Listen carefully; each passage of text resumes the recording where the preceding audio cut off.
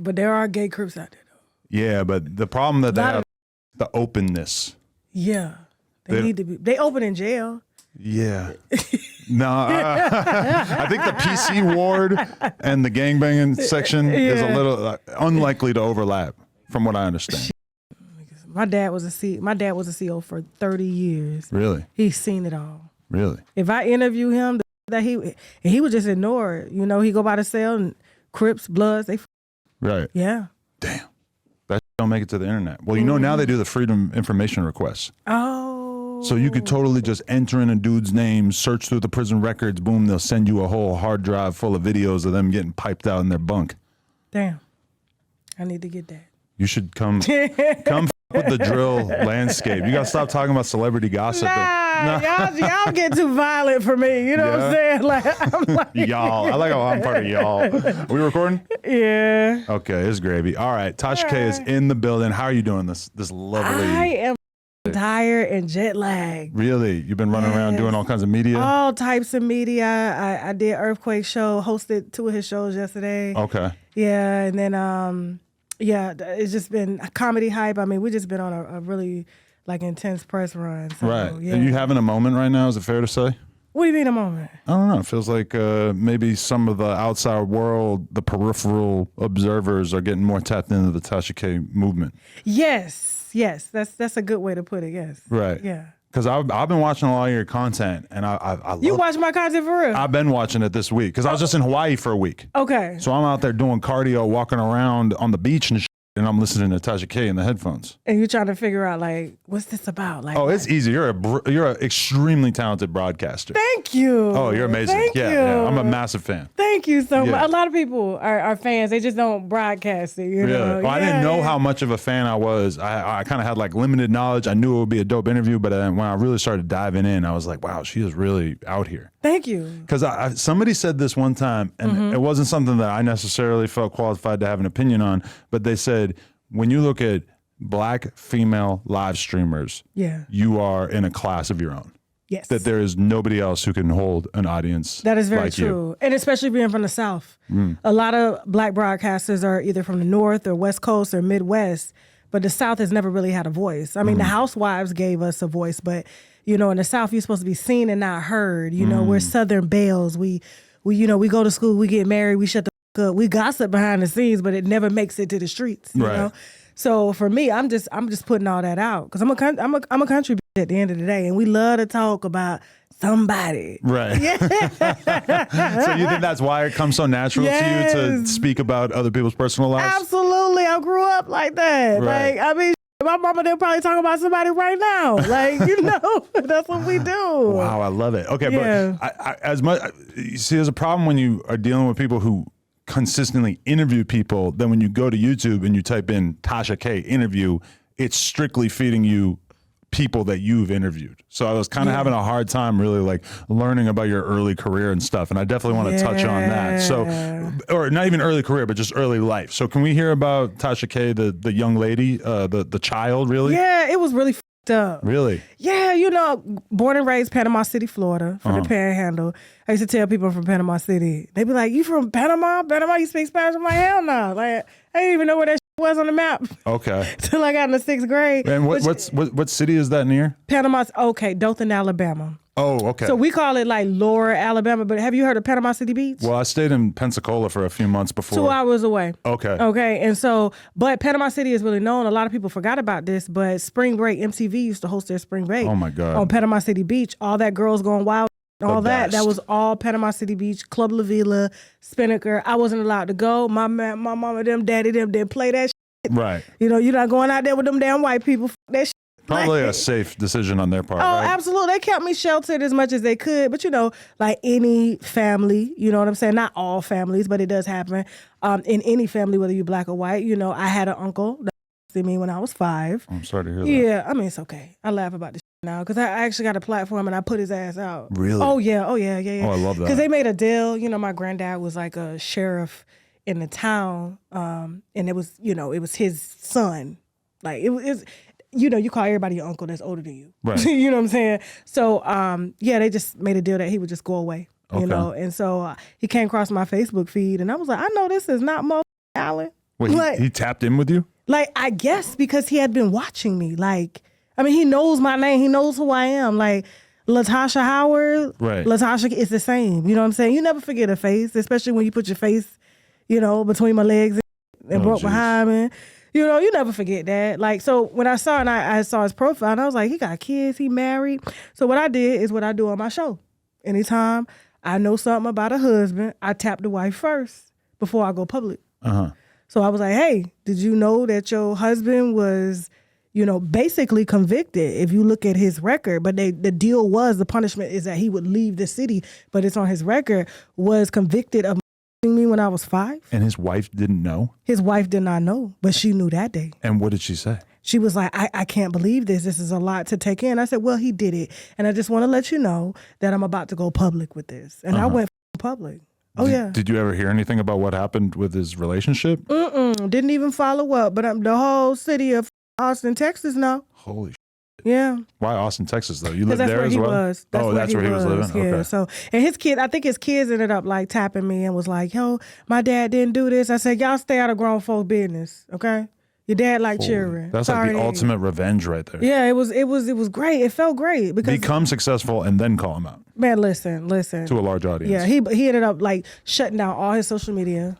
Wow. Yeah, he went blank, you know, and everything. So that's insane. And he still looked the same because he was one of those nerds. This is when they had what computer did they have when Apple first came out? It was like the box. The big it was like pink and clear. Yeah. And he would game all day, and he would work at a hospital as a janitor. And then when he came home, like he would ask me to come in his room and play video games with him. And then when I was in there, like he used to have acne all over his body. Like he was an ugly mother.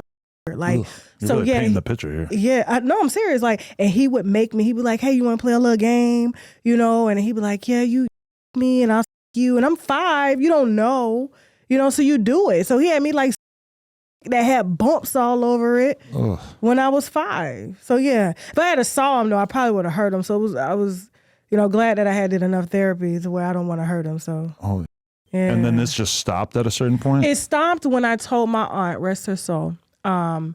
She had asked me what I had did all day, and I was probably like maybe 6. And I was like, you know, colored. I went to my grandma's house, and she said that I said, and, you know, Alan licked my tutu. And she said, he did what? And I was coloring. And I was like, yeah, Alan licked my tutu. And so that's when she tapped the whole family and was like. And the family didn't really decide to do anything serious about it? No, they did it. No, it was my aunt. She got it going. I remember going to court. I remember them having dolls. It's kind of hot in here, right? No, I'm good. You're good? Yeah. Okay. You hot? Well, you probably been working all day. Yeah, okay. Thank you. You've been working and talking all day. And to the gay crib, yeah. You got hard ass Starbucks and. You like that? I'm still sipping this from like noon. Okay, but they kind of exiled him out the family at that point? Yeah, or? like I mean, my stepdad. Well, I don't like to call him my stepdad, but I do, you know, because I have a real dad. But my stepdad who raised me had just married my mom. And a few years earlier, and he literally was in the military, and they had to stop him from coming down to shoot him in the head. Wow, really? Yeah. That's wild. So, but were you lower class, middle class? Oh, man, we was broke as what?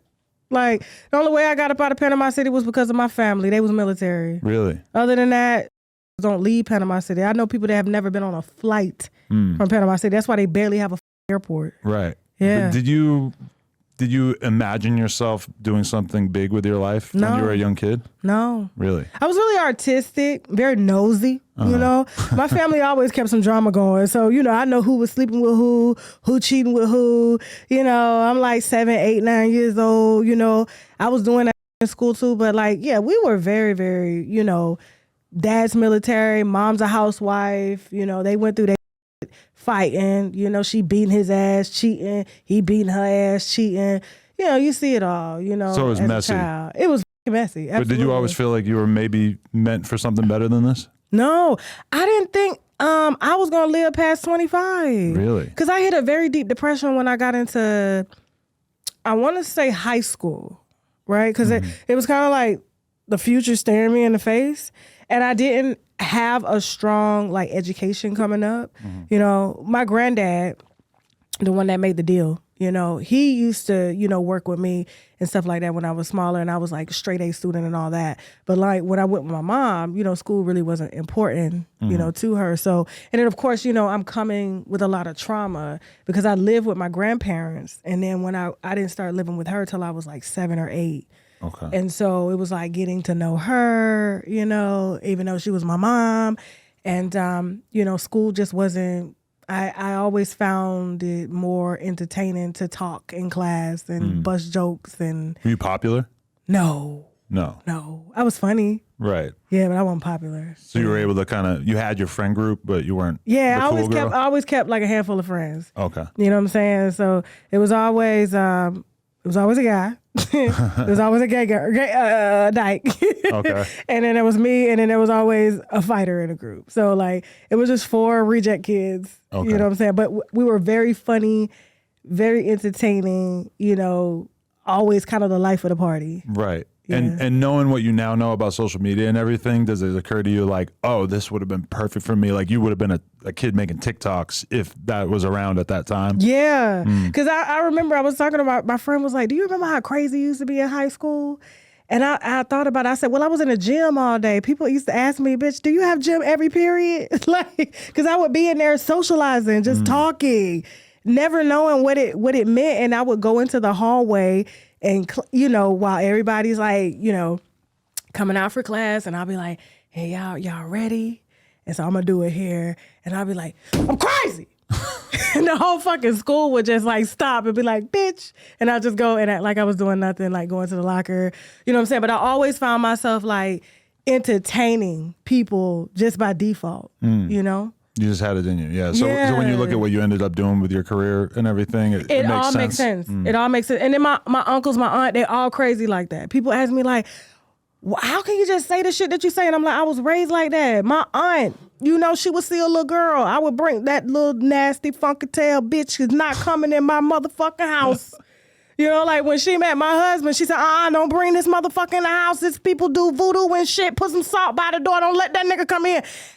This is them. Like, this is my family. Right. Yeah. Sometimes, I'm from the East Coast, the Northeast, in New Hampshire, Boston area. Yeah. And a lot of times with my girl, because she's a fucking LA chick, like she's just not used to the level of aggression that I speak with sometimes, and how much it's just normal for me to say to one of my friends, hey, you fucking dickhead, what are you doing? Close the door, Yeah, like, that's that northern shit. That's though. normal to me to be aggressive in the way I communicate. And I had to kind of learn to be a lot more gentle with my girl, No way. No, so you're gentle with her? Yeah. But you let other men fuck her? Well, that was different. That's not, no. That's business. No, business? Yeah. Well, that's just letting her have a good time, Okay. I'm like, all right, we got she knows. different definitions of gentleness. Who doesn't know? We can get to all that. Look, who don't know? I was like, that is, listen, excuse my friend, that's some cracker shit. Because that shit ain't going down in the nigga community. Yeah. In the nigga community, there's a pimp, there's a hoe. We never see it amongst that is one thing. nuptials. But you never spoke about this on your show, did you? What? The me and Lena thing with the other guy? No. I think I did. I did. And I literally said, that's some cracker shit, y'all. Y'all got to... Nobody tipped me off. I haven't seen it. Because we just laughed at it. But I did talk about hypersexuality surrounding you. Yeah. I did. You think that was a problem with me? Yeah, I do. I think you're hypersexual. Sort of like how gay people are. Yeah. Especially gay men. Yesterday I was getting my hair cut, and my barber, I took a selfie with him, and this fucking porn star girl texted me, and she just goes, oh my God, he hit it and ghosted me. And I was just like, damn, I would have been that guy if I wasn't in this relationship for the last 7 years, because that's pretty much what my life was just meeting random girls and fucking them and not talking to them again. That's hypersexuality. Yeah, so I think that's fair. And then that evolves into bestiality and, LGBTQism and shit. I'm not going there with it. You don't know, though, I'm not because gonna you fuck may a get dog bored. or a dude. It's like, you smoke so much crack, right? And then the crack, you don't get the feeling no more, so you got to elevate to get that feeling. So when you don't take your time and enjoy it, it could become like, like drinking water. But I I've want been my water to smoking be weed all sweet these now. years, and I'm not tempted to start smoking crack. If anything, I'm pulling back on the weed. Yeah, but I mean, the thing is, it's like you drink water, right? Water gets boring. You start drinking gin. Yeah, you start drinking gin, or you put sugar in it. You know what I'm saying? Like, you got to be careful with that. Do you? I did talk about that though. But I've been beating off to the same shit on the internet for my entire life. And you're gonna get bored. At 40? Yes. Now all of a sudden I'm gonna start going down the rabbit hole. My husband's sex drive turned the fuck up at 45. 42. What happened? It just happens. That's why you see older men dating younger girls. Like, because some women can't keep up with that shit. Your shit is going to turn up. I think I got all my crazy shit out of the way. No, he did too. But I'm telling you, it's just a cycle that you go through. Like, you're going to get bored. You're going to be like, okay, it's the same nut, different pussy. I did Eiffel Tower a chick the other day for the first time. Me and some French dude, we went, bow. And we actually touched each other's hands during it. I don't think I ever did that before. See? Yeah. Yeah. So you might be right. And the way they spreading sexuality out here, making it okay to do whatever. I'm telling you, you're going to be wanting some asshole next. Really? Mm-hmm. Female asshole. No. I'm not attracted to men. I've seen a lot of naked men throughout my life. I don't want anything to do with it. It's gross. It smells weird. That's what they all say. LA is something in the water. Yeah? Yeah. I've been out here for like 13 years. It's something in the water. I think I can resist the zest. That's the plan. It ain't zesty. Some men... They don't look at it as a zest. I've talked to plenty of gay men or men that don't consider themselves gay. They have sex. It's an aggression they get from fucking a man. I feel like you're like a military recruiter right now trying to bring me over to the gay army. No. That's where you're going, though. Like, you keep fucking around. Dear Lord. I have plenty of time. You're going to be like, Jason Luv, can we make a video together? I've tried to find his gay porn pass. I don't think it exists. See, I don't think Jason Luv got one because he wouldn't have the female fans that he had. Right. He would instantly lose them. They're saying his jewelry is fake. Yes. But not saying he's fucking It's supposed to be fake. Is it? Who want to get robbed? Yeah. You ever a Brian Pumper fan? No. You ever report on him? No. I talked to him. Really? Yeah. He's got to get his legal problems out of the way before he does an interview. Yeah. I should talk to him. Okay, rewind back. Okay, I'm the one asking the questions here. Yeah, I'm doing the interview, right? So you get out of high school and you do what? Oh man, I go live with my mom in Texas. Got really promiscuous because I had a guy that I was in a relationship with, like kind of like a high school sweetheart. Cheated on me with a 30-year-old bitch. Oh wow. Well, he didn't cheat on me. He cheated on her because she had been fucking him since he was 14.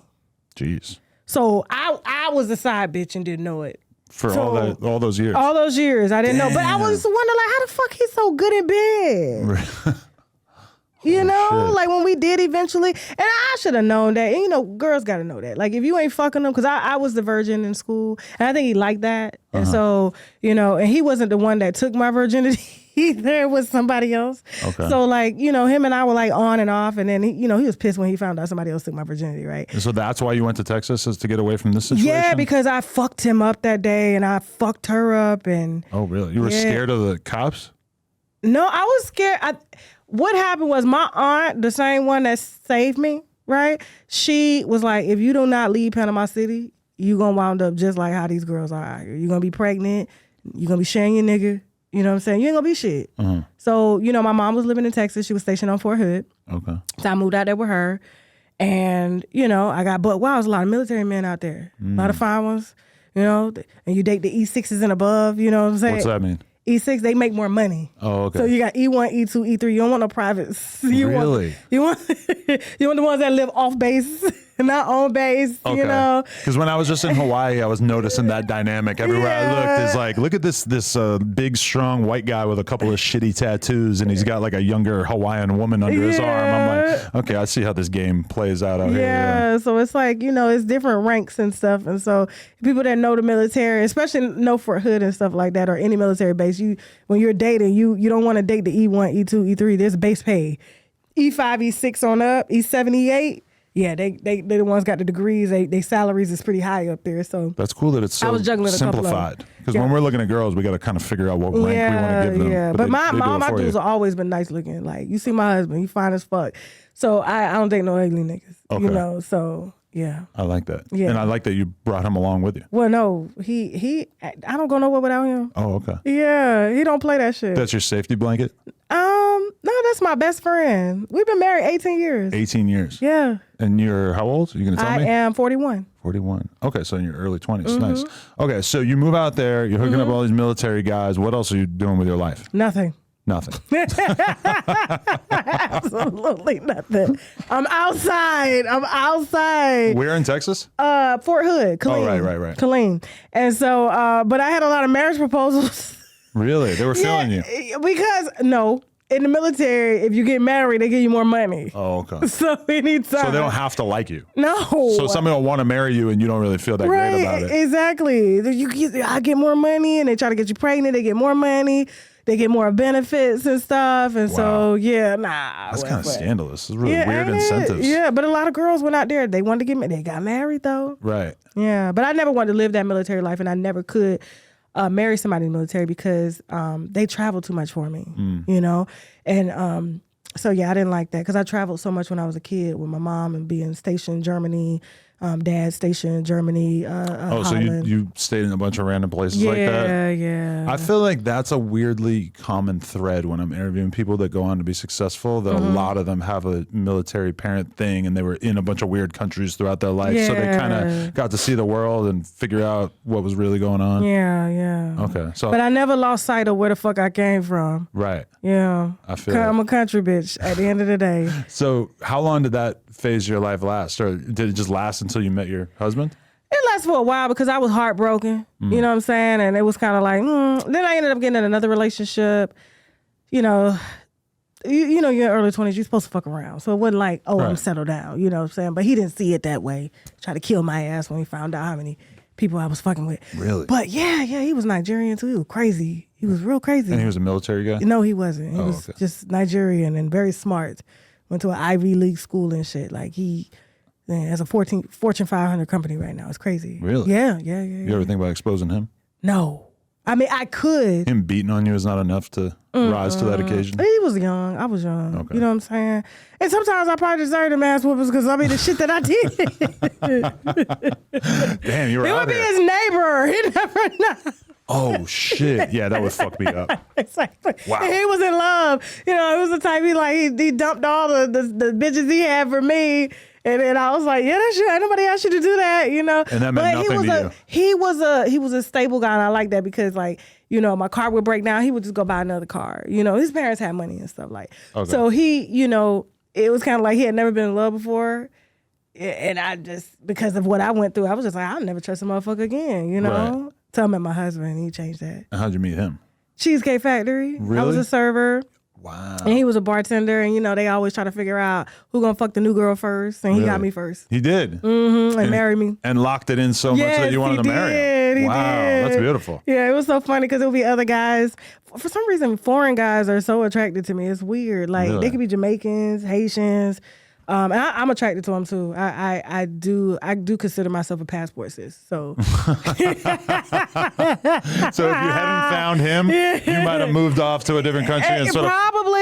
Really? Yeah. Okay, sidebar. Do you respect the passport bros? No, absolutely. They the reject niggas of the world. So for the people who have made it to this point and don't know, it's basically an ideology pushed by a bunch of dudes who are kind of like an offspring of the men's rights movement, where they're rejects. Right. They got a bunch of child support, baby mama problems and shit. The idea is that American women are so toxic and so irredeemable that you need to go to Thailand and find yourself a little hottie out there, wife her up, and that way you'll be able to avoid, you know, a woman who's been brainwashed by feminism. Till she come over here to the United States and then somebody hook her up, you know, hip her to who the fuck you are. And they're like, wait a minute, you wasn't shit when you came to get me. Yeah. No, he wasn't, girl. I mean, I do understand where these guys are coming from, but it also is like the most pathetic thing you could possibly imagine. My thing is for the black men, y'all flying all the way past the Caribbean, over Africa to Thailand to go get a bitch. And there's plenty of black women in Africa who are very submissive to black men. And they don't mind being second, third, and fifth wives and shit like that. You know, black women have never minded that. It's just the respect. And a lot of black men out here are asking for respect that they haven't fucking like earned. Like, get your shit together, then go get your bitch. Right. A lot of y'all want the bitches to get your shit for you. No. Wow. But don't you think that like being a passport bro is kind of an expression of their rejection of black women in general? There's one thing to be raised as a black American woman here, but then to skip over an entire continent who raises women to be submissive to black men. Okay. Right. My conversations I have with guys on this show and whatnot, I have just kind of realized that there is a general sentiment amongst black guys that, and not all of them, but that black women are mean and that they are black men tough are mean to date. Well, I could probably see that side of it as well, but they're mean, and we're just tired of them being mean. I married the nicest man on earth. This man has never raised his voice at me. Really? Never did. Like he tells me good morning every morning. 18 years, good morning. How did you sleep? You don't get that from black men. It's, you're first of all, black men, I feel, and no offense to you, are the natural kings. Like, that's why they got the biggest dicks. Okay. Their physique. They cannot eat a great meal and fucking go do push-ups and just be ripped, Like, it's just the stamina. That's why a lot of white women are fucking them. I mean, as you ain't your wife? Case in Jason point. Luv? Yeah. Right. You even said for yourself. You got to get a professional if you want someone to do the job. Exactly. Right? No, but you go down to Skid Row here and you're going to see a lot of guys that haven't eaten for the past week. And they got ripped. a six-pack and big-ass deltoids. God did that. The niggas, you know what I'm saying? That's why every single woman on the planet wants a black man, right? Every single one? Man, listen. Maybe the ones who have been exposed to their greatness. It was white women that freed the slaves. Was it really? Yes. Gave us rights to vote. They was fucking on our niggas. and then we was in their kitchens.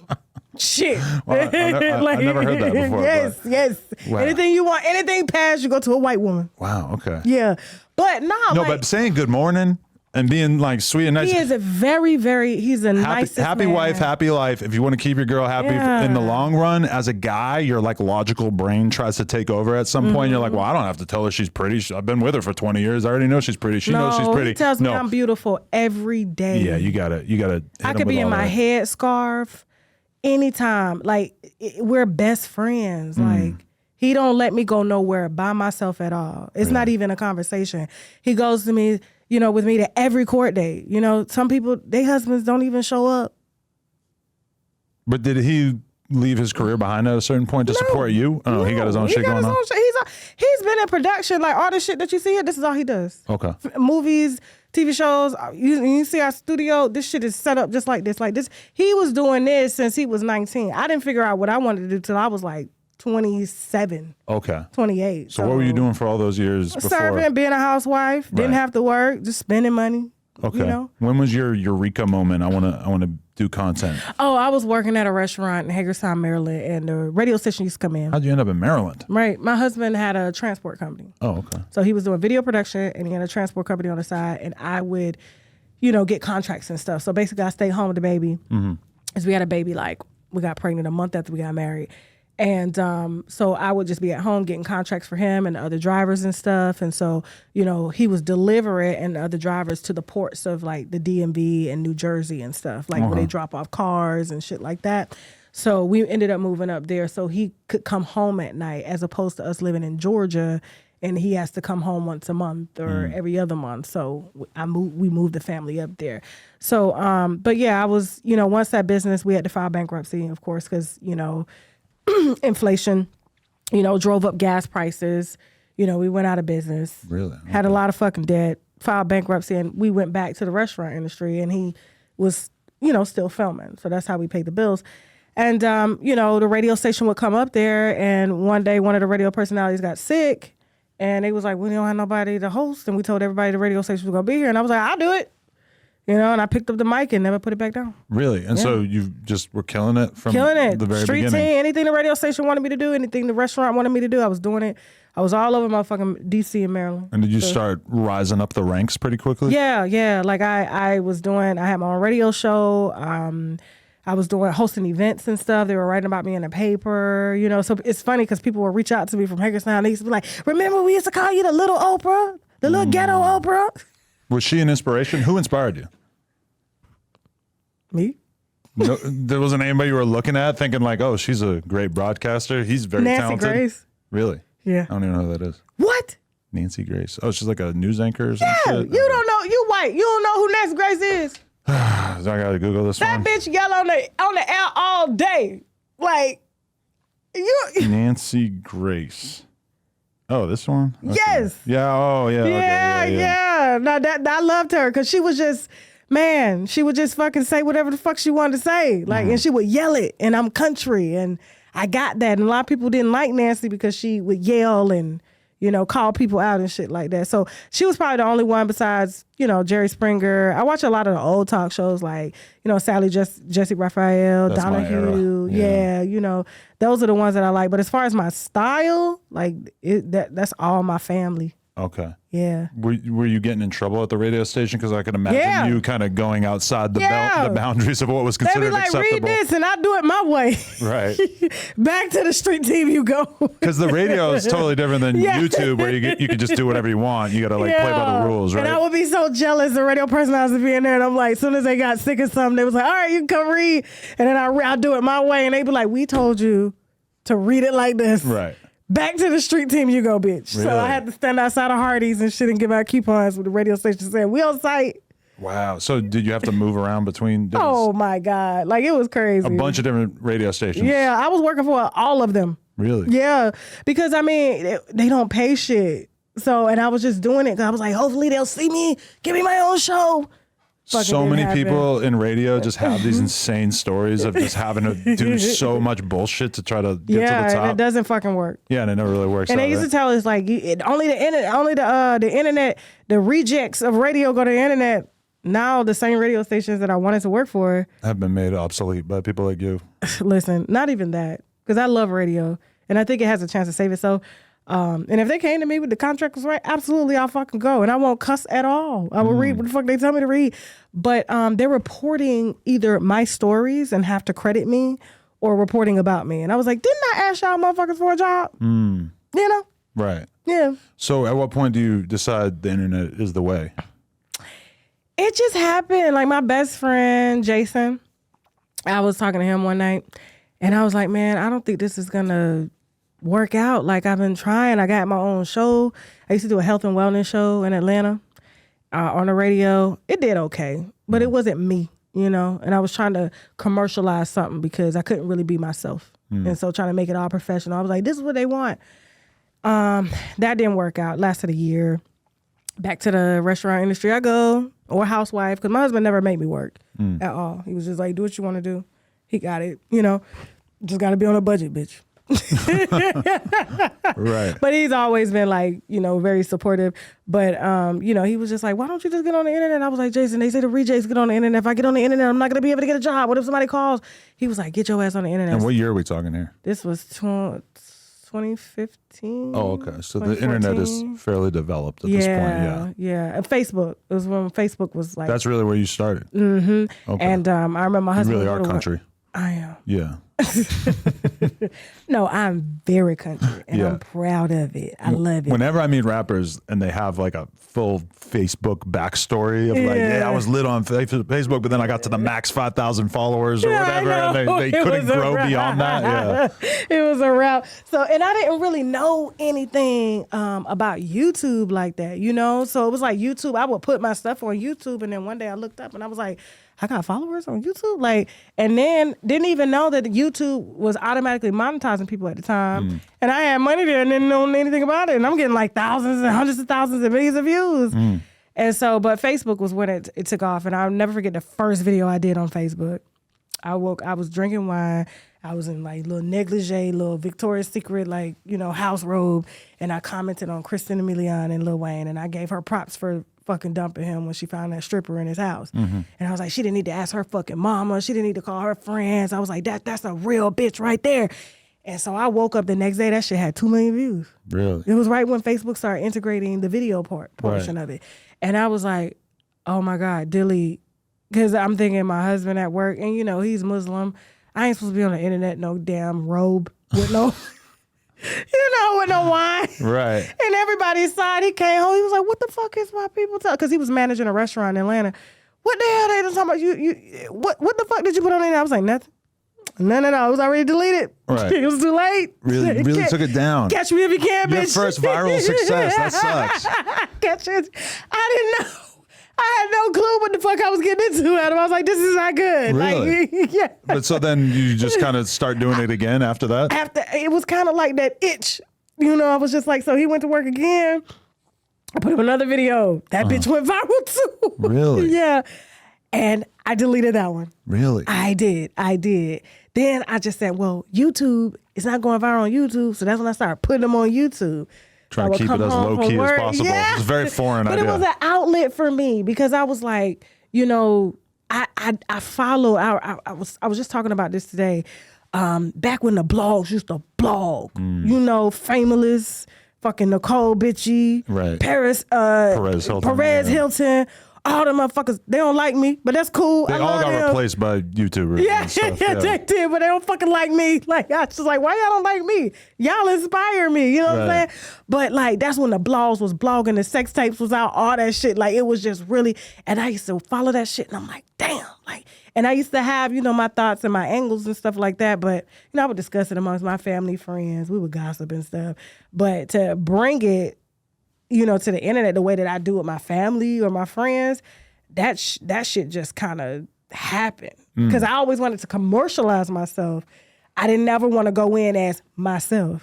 Being the realest version of yourself was like the only thing that was going to capture the people, right? And that's what worked. Right. That's what worked. And it's like, I don't have to pretend when I get on the internet. Like, what you see is what you get. How long did it take you to fully like realize that this was the way and go for it 100%? I think when I don't even really know.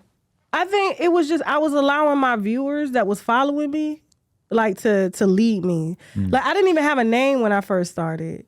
Right. Like it was like Tasha K. You know, it was just, and then I was like, well, just Tasha K. My whole name don't need to be out there. And then, you know, my winos, they named them, they gave me my name because I would drink the wine. They was like, Wine with Tasha, wine. I was just like, Wine with Tasha K. I was like, okay, cool.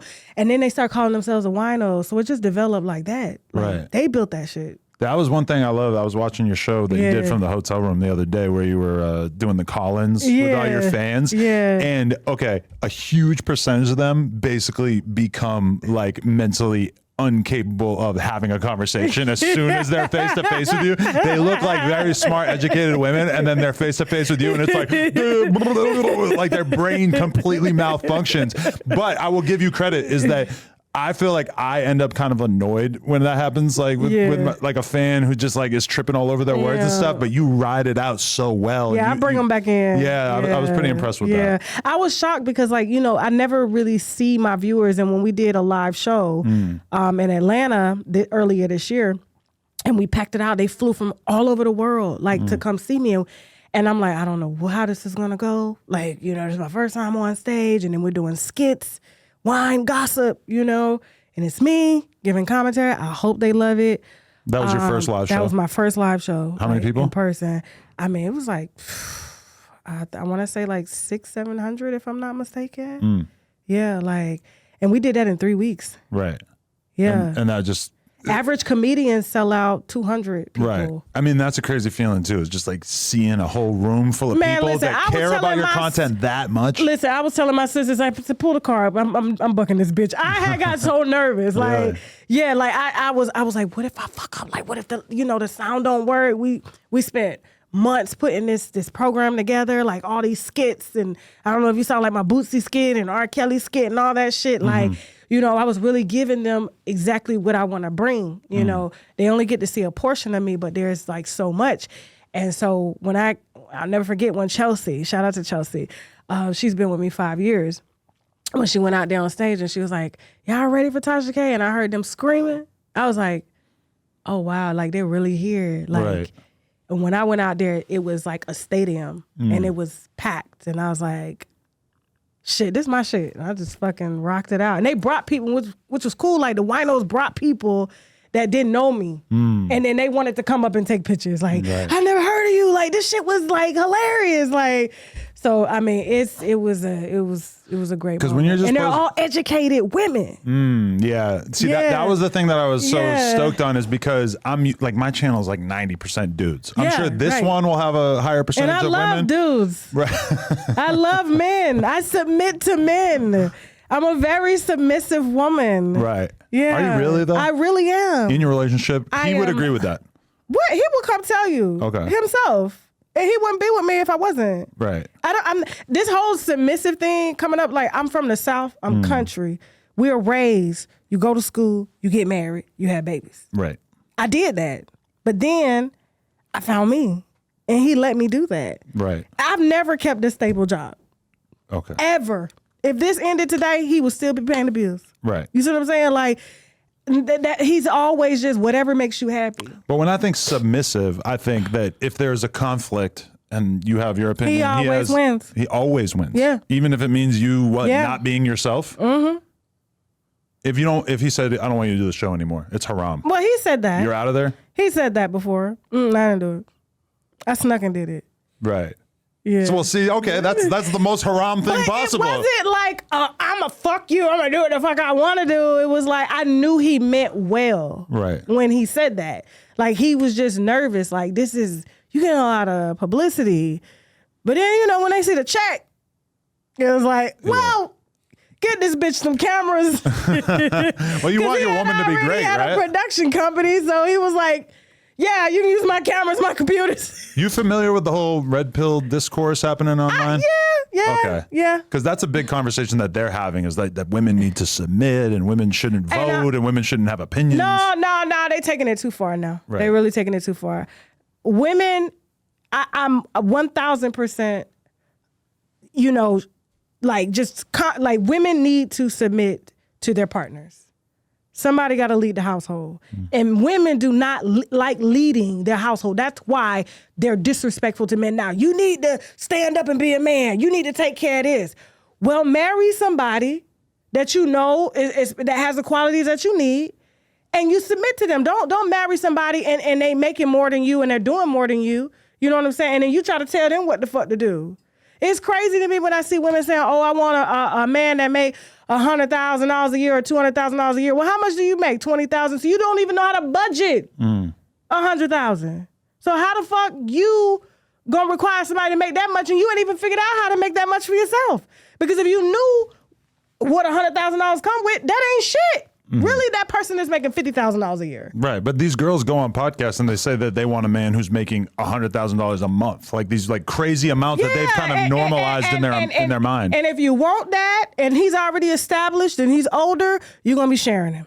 Right. That's just what it boils down to. Unless you want to grow with somebody.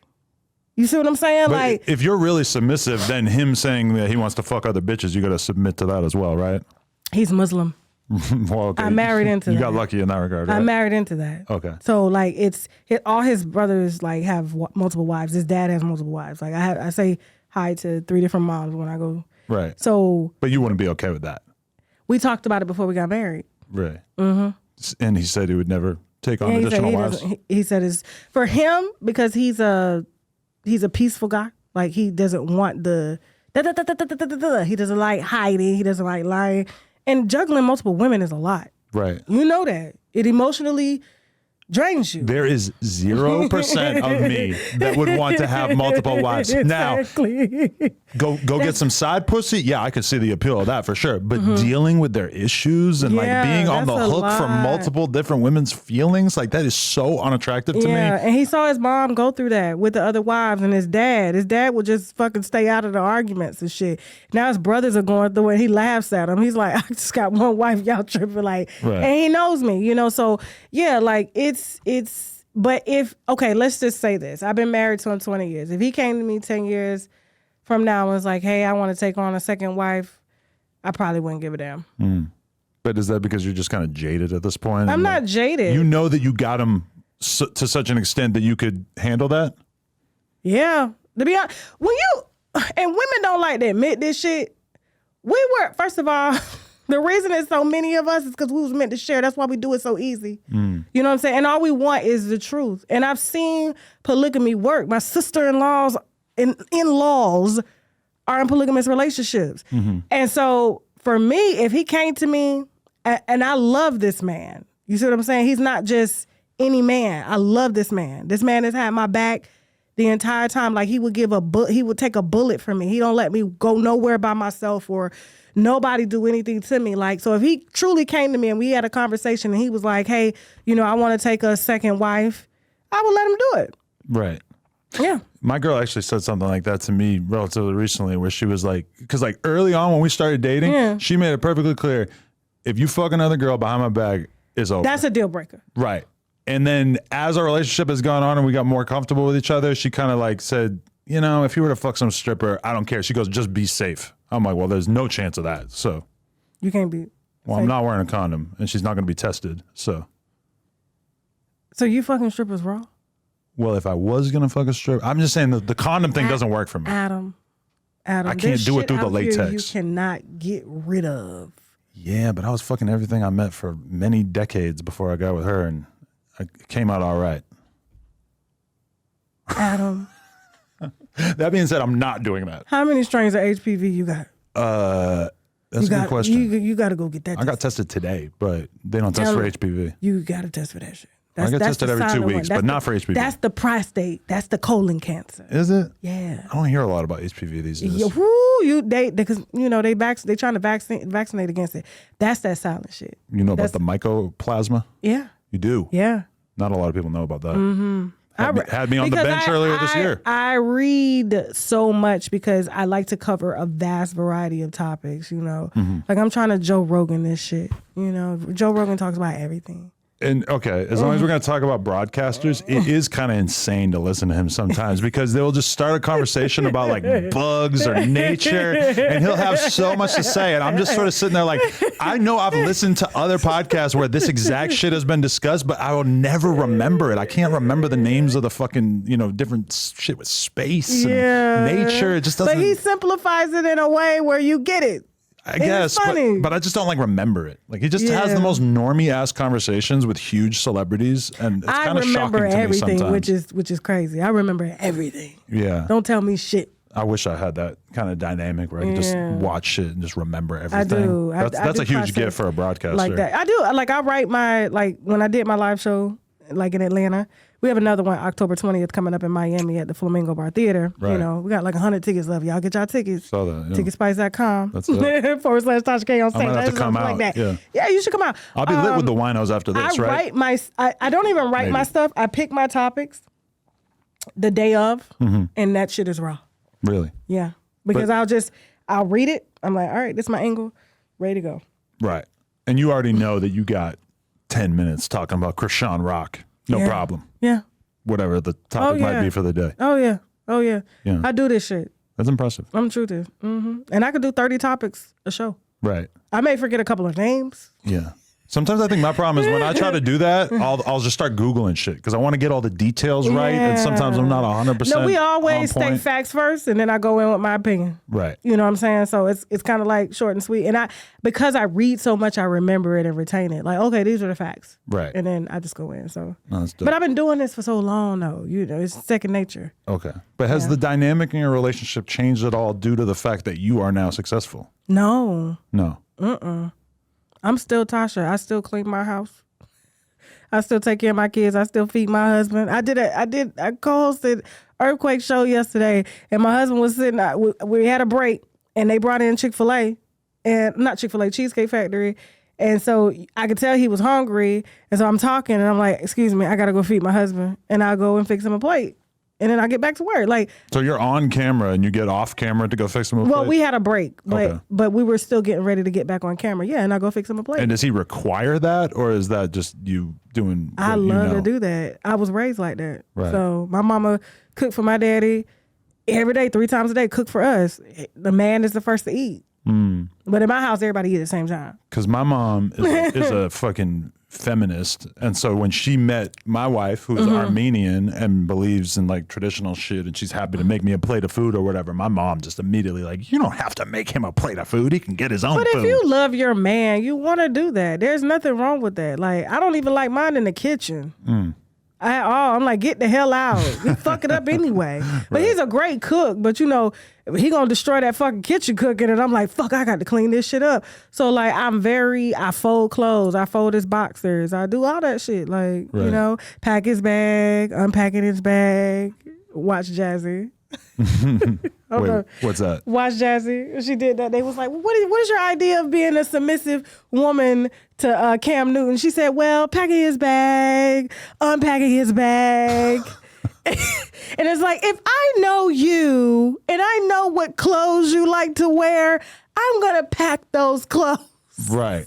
Bitch. Let me ask you this. Do you like, do you have a realm that you feel comfortable within, and do you try to go outside of the realm? Have you gone far enough outside the realm that all of a sudden you're talking about people that you can't really get your audience to care about? No, because I don't care. Like, as long as it's funny to me. See, I'm a personality, right? And I'm not a journalist. Never have ever said I was a journalist or anything like that. Don't even live by the journalist. I won't even fucking go to school. I took like 2 classes in journalism. I said, this is bullshit. All this fucking writing, and I talk. You know. No, I am a personality, and what is funny to me, I disseminate. I don't really think about what my audience wants, because they're following me because they like me and they want to know about my thoughts on certain things and stuff like that. Now they'll ask me, "Hey, Tasha, you'll talk about this." If I don't find interest in it, I won't talk about it. Right. Yeah. But like for me, if we're having a conversation on here about Blueface and Chrisean, for sure our audience is down to listen to that because they are popping in our world. But as I feel it sometimes where when we veer into talking about Britney Spears, those clips will do significantly less good because my audience for the most part doesn't really give a fuck about Britney Spears. Who cares? But if it interests you, they following you. Yeah. You see what I'm saying? But sometimes it's like, am I really that interested in this, or am I just kind of following the incentives because I never do that. you don't believe in that? Too much integrity. It's not that. It's just, if I'm not going to pretend for my audience, I want the news to be as authentic coming from me. And if I try to talk about something that I'm not interested in, they're going to pick that shit up. You know what I'm saying? So like, why fake that shit? This shit is stupid. I'm not fucking talking about this. So I'm not going to talk about it. But what about if you all of a sudden find yourself very, very interested in what's going on in the Middle East? I will talk about it. You will. Oh my God. You could find a way to contextualize like it. When Rihanna was dating that Arab and nobody was talking about this shit. You know what I'm saying? And his fathers and them like own like Toyota branches and shit, and they was being investigated for giving ISIS Toyotas and shit, because they was like, how did ISIS get new Toyotas? And I was like, is this right? Rihanna left this Arab because it was tied to the Department of Defense and the CIA is investigating this motherfucker. Right. Like shit like that, So, because, it's not labeled as gossip and a lot of people don't report on shit like that. But I read the court doc. I was like, oh, this motherfucker's really like being investigated. Right. You know what I'm saying? So, yeah, like I go out this out the box. I go. Well, as long as we're talking about the actual art of doing the conversation, what have you learned as a broadcaster? Like, what are the main lessons that you've kind of realized that have like made you better at this shit that you've picked up on over time? Just be my fucking self. Like, really? That's your North Star. Yes. Okay. Just be myself. Like, people are gonna love me or they love to hate me. It's just but they all watch. Right. Some topics interest them, some topics don't. But at the end of the day, it's like, it's kind of like when I used to watch Maury Povich when I was younger, and then he would do, the baby dad, or you are not the father. Right. I watched all those shows. As soon as he had a show, Man or Woman, I wouldn't watch that shit. But I still loved Maury. So I'm just waiting for my shows to come around and then I watch him, That's just pretty much how viewers view shows. Right. You have your niche that they like. You stick to that. You can go outside the box sometimes if you want to. But they're not going to stop watching you. Right. They're just not going to watch that episode. Yeah. But when some shit to come up that they like, they're going to watch it. Yeah. Yesterday I was getting my hair cut. And it's like, I'm clicking around on YouTube and Academics is streaming. There's like a couple of different red pill type podcasts that I'm familiar with that are streaming. There's like a poker stream with like 10,000 people watching it. And I'm just like, think about how fucking crazy this is that there's this many, just for the things that I've selected as my interest, there's this much free content coming out at any given moment. And think about how I used to watch TV as a kid, where I would come home from school and it was like, we're watching TRL and I don't like the Backstreet Boys, but I'm watching TRL because this shit is just the only thing that's on. Right. And it's like that is kind of the hurdle for you as a journalist or a broadcaster these days, is the fact that the audience has so many fucking options. Yeah, but are they good options? Yeah. But I mean, for a person that has a lot of different interests, they're always a click away. But even if they don't watch that live stream, they always come back and watch. You see what I'm saying? Like, I don't worry about the numbers too much. I just worry about doing, what interests me. And you're going to have your core following. You're going to have, what I'm saying? I see you doing your thing over here. I see you. I've been trying to get you on my show because I wanted you to answer questions like, as a husband, You wanted to get me on? Why didn't I know about this? Yeah. Well, I think your team said that you were you emailed our people, your team, and said that you were nervous. Nervous? Yeah, to I'm talk not to nervous. sit I'm on down. all kinds of podcasts. I got the email. Yeah. I will go on Tasha K's podcast any day. I'm trying to be lit with the black woman community. I want them to fuck with me. But I wanted to know, I said, how did this white man send his white woman into that black man's bed like that? You could have lost her. I could have? Yeah. I don't think so. Shit. She was never, Let me tell you it was something. never at risk. Okay. You say that. Trust me. Let me tell you something. If he hit that better than you, as one woman to another, I would never put myself in that situation because as a woman, it's hard for us to come. By all accounts, he hit it pretty good. Okay. It's hard for us to come. And when you find somebody that understands your body and they make you come, that's good. But if you find somebody that understands your body just a little better, it's going to be hard. And we're emotional creatures. Right. We don't fuck just to fuck. We fuck because we're emotionally connected. Something about him connects me to him. We can't just, our pussies just don't get wet to get wet. Well, but when you do porn, they kind of do. Hey, what they using? KY jelly and shit? Well, I'm just saying, it's not like we've done so much porn together that we are like comfortable enough with each other. You make a lot of money. Why do you do porn though? To make more money. Really? Yeah, it's fun. You do it because it's fun or you need the money? I don't need the money, but it's fun. White people shit. White people shit. You're right about that. You never hear this in the black community. The craziest there's thing a about pimp it, and there's a bitch. the craziest shit about it is the fact that me and her were pretty oblivious to how much the racial thing was going to be a part of it. I think that was very surprising to us, and now I kind of feel like an idiot because that was pretty much like the main thing people wanted to talk about. Yeah, like you let that nigga fuck your wife. Yeah. In the ass. No. Shit. In the ass. You're trying to catch me right there? You let that big nigga fuck your wife. Listen, I fucked her in the ass. I don't think he's getting that dick in their ass. That's scary to imagine. See, and that's why they saying you gonna be gay one day. Really? Because you saying that black man got a big dick. See, most men don't talk like that. Yeah, maybe black men. I noticed they have a hard time communicating about that.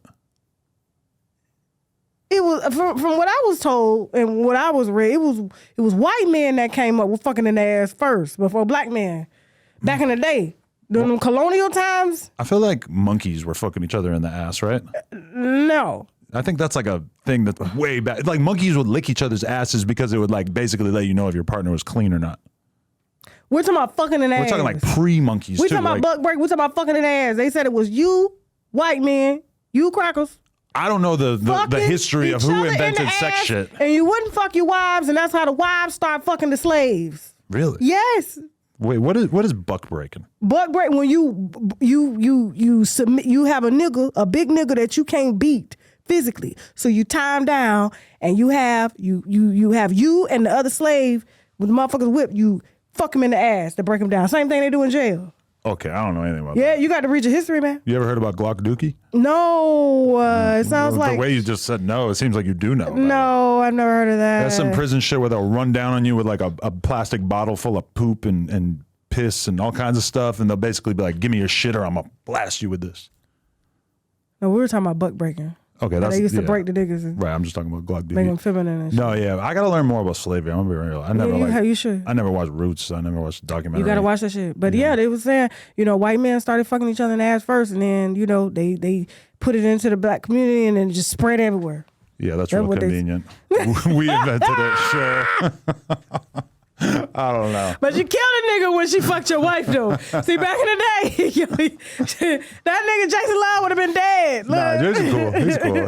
He talked a little crazy about me, but, we worked it out. So that was serious, though? Y'all really had a beef, though? Or was that staged? It wasn't staged, but he was definitely talking reckless for no reason. Like, I think he didn't really know how to handle the clout, and then he goes on podcasts and people are asking him all this shit, and he's kind of not knowing what to say. We've decided whatever guy we work with next, we're going to have a whole group chat, we're going to talk about it, etc. Sounds like y'all going after a surrogate. We're going to pick out... No, we're going to do like an American Idol style series where we find the next guy that we're going to work with. We're going to work with. Well, I'm going to be me and him hitting it together. But you know what? He sized you out. I mean, that's a big nigga. He fucked your wife. So, yeah, he going to talk shit about you. Absolutely. But he's not supposed to. You're supposed to respect the porn code. That's a black man. But I know shit I could say about him. And I'm not saying it. That's a black man, though. He gon' listen. He gonna test your gangster. The porn community has a code, an unwritten code. But the black community. Let me tell you something. I've fucked girls in the ass and got their poop on my leg. I had a turd on my knee. That's gross, Adam. I had a turd on my knee. That's gross, Adam. I'm glad we sanitized. I can't come out here and talk about it. I'm glad I changed the mic cover and sanitized the table and all that shit. You did not do any of those things. Yes, he did. And that was not here either. That's gross. That's fucking nasty. See, white people shit, we ain't doing that over here. Listen. Okay, let me ask you this, since you keep trying to turn this into my sex life. How's your sex life? Amazing. It is? It is. Really? Yeah. You're well into the latter half of your life, right? And you're still we're getting having, it on. Shit, we're having some of the best sex of our lives. Really? You're still learning each other's bodies? Yeah. My husband is very passionate. What's the ritual like? You throw on like an R&B playlist or something? Nah. Yeah, we like to hear each other. Really? You know? Just the moaning? My husband has to fuck every day. Really? Yeah. So every day? And yeah, because I sleep naked and, you know, I'm very soft, you know, and as soon as he touches me, he's ready. Really? Yeah. I'm kind of like that too. I give my girl a hug hard. Yeah. Just that's like how that. He is. Really? So, Maybe me and him should become friends. Yeah. Would you be okay with that idea? He don't have friends. At all? Really don't. That seems like it might not be healthy. No, he needs some homies, right? I mean, he got his cousins and stuff that he grew up with, so they cool. You know, they go watch fights and stuff together. But he's not a really social guy at all. Like, he just likes to be with his family. Okay. So. And you only have one kid? Two. We have a 16-year-old girl, 4-year-old boy. Ooh, okay. So you have like damn near an adult and then a small child. Yeah. What's that like? It's hard. I used to be mad at my friends. I'm like, none of y'all check on me. I got a fucking teenager and a toddler. Yeah. Nobody says, hey, you okay over there? That's gotta be wild. And then they would get jealous of each other. How the fuck do y'all get jealous of each other? You know, like that's crazy. So, but now it's been a little easier because our son lives with our in-laws in Mali, in West Africa. Oh. And he's learning the religion and the culture. You know, yeah, he speaks 4 languages. Are you religious? I am. I'm Buddhist. Okay. Yeah. How's that work with the whole Muslim thing? Well, it's fine. When I go over there, I pray with them. Really? Mm-hmm. Okay. Yeah. You just kind of turn a blind eye to what they're praying for. Pretty much. I mean, we all pray to the same thing. Essentially, it's just. I'm atheist. You think I'm fucked? You believe in something? No. You do. You didn't make how all this shit get here, all the trees and stuff. You believe something made it. It may not be what you call as a god, but something bigger than you. And nothing supernatural. So what you think? This was scientifically made by people? No, I just think trees just and happened. Birds and space and shit. It's all just luck. No, it's energy. I actually think we're all in a simulation. It's energy. I really go for that simulation theory shit. Yeah. Whenever I get stressed out about life, I'm like, whatever, this shit all fake anyway. Yeah. No, it's energy. It's all energy.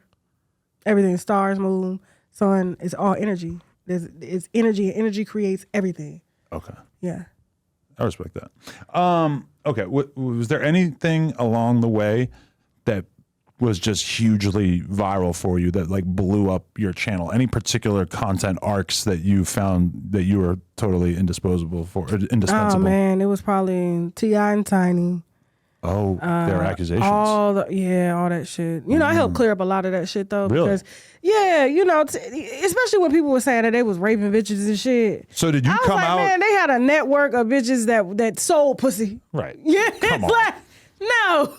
When I heard that, I'm like, oh, they're doing ecstasy with these girls and raping them. I'm like, no, they weren't. They were just doing ecstasy with them. I saw text messages. I'll never forget. T.I. hit my channel for that because I was just so raw back then. I would just put out the fucking address like, yeah, he just summoned like about 8 prostitutes, said only show up if you want to do ecstasy and you fucking everybody. Like, right. And they would say yay or nay. Right. That's not forced. I'm supposed to believe that Tiny is a fucking demon like that. Tiny is little as fuck. Right.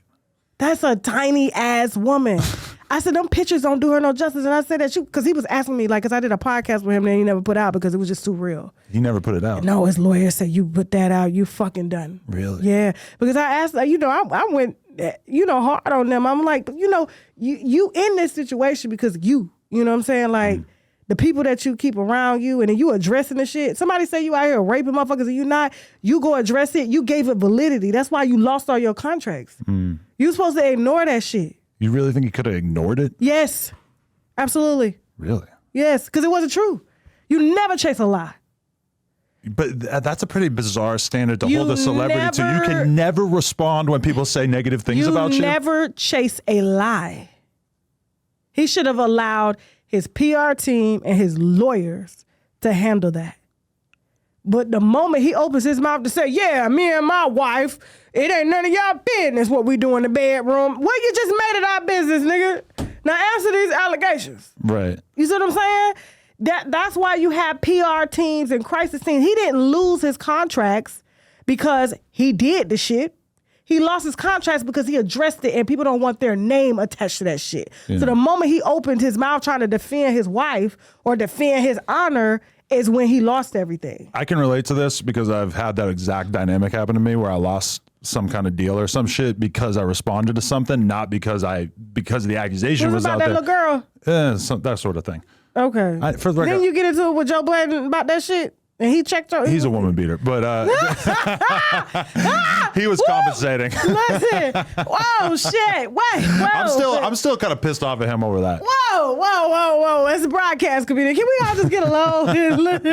No, but he's somebody. They need to give us a reality show like on the broadcasters. Yeah. Oh my God, the shit we know on each other. It's like, wait a minute, but then you fucking. Well, you and your man and me and Lena, we all live in the same house, and just see what happens. Oh my God. Right. Oh, I'll be cussing her ass out every day. Bitch, go put on some motherfucking clothes. What the fuck are you doing walk around my man naked? If I have to wake up in the morning and over breakfast you're telling me about how the white man invented anal rape or whatever, I'm gonna be like, I don't know about this. No, but I really respected Joe Budden, and he's like a huge inspiration for me content-wise, and then the way he did me dirty in that situation just because he was salty because I fucking massacred him on his own podcast. Damn. That hurt. You did that? That's kind of when I realized, like, oh, that's why everybody hates him in the industry. Yeah, he's good at what he does, though. Yeah. I just did his podcast. Did you? He had all of them come at me. But when I left the room, they all submitted and said they were winos. That whole room together don't equal up to one. They was like, you're tearing down the black community. I said, oh, yeah? The black community said the same thing about you, too, Joe. Yeah. I said, when you supposedly kicked the girlfriend ribs out and the baby out of the stomach and shit like that. I mean, that's it. You said that? Yeah. What'd he say? Whoa. He probably edited that shit out.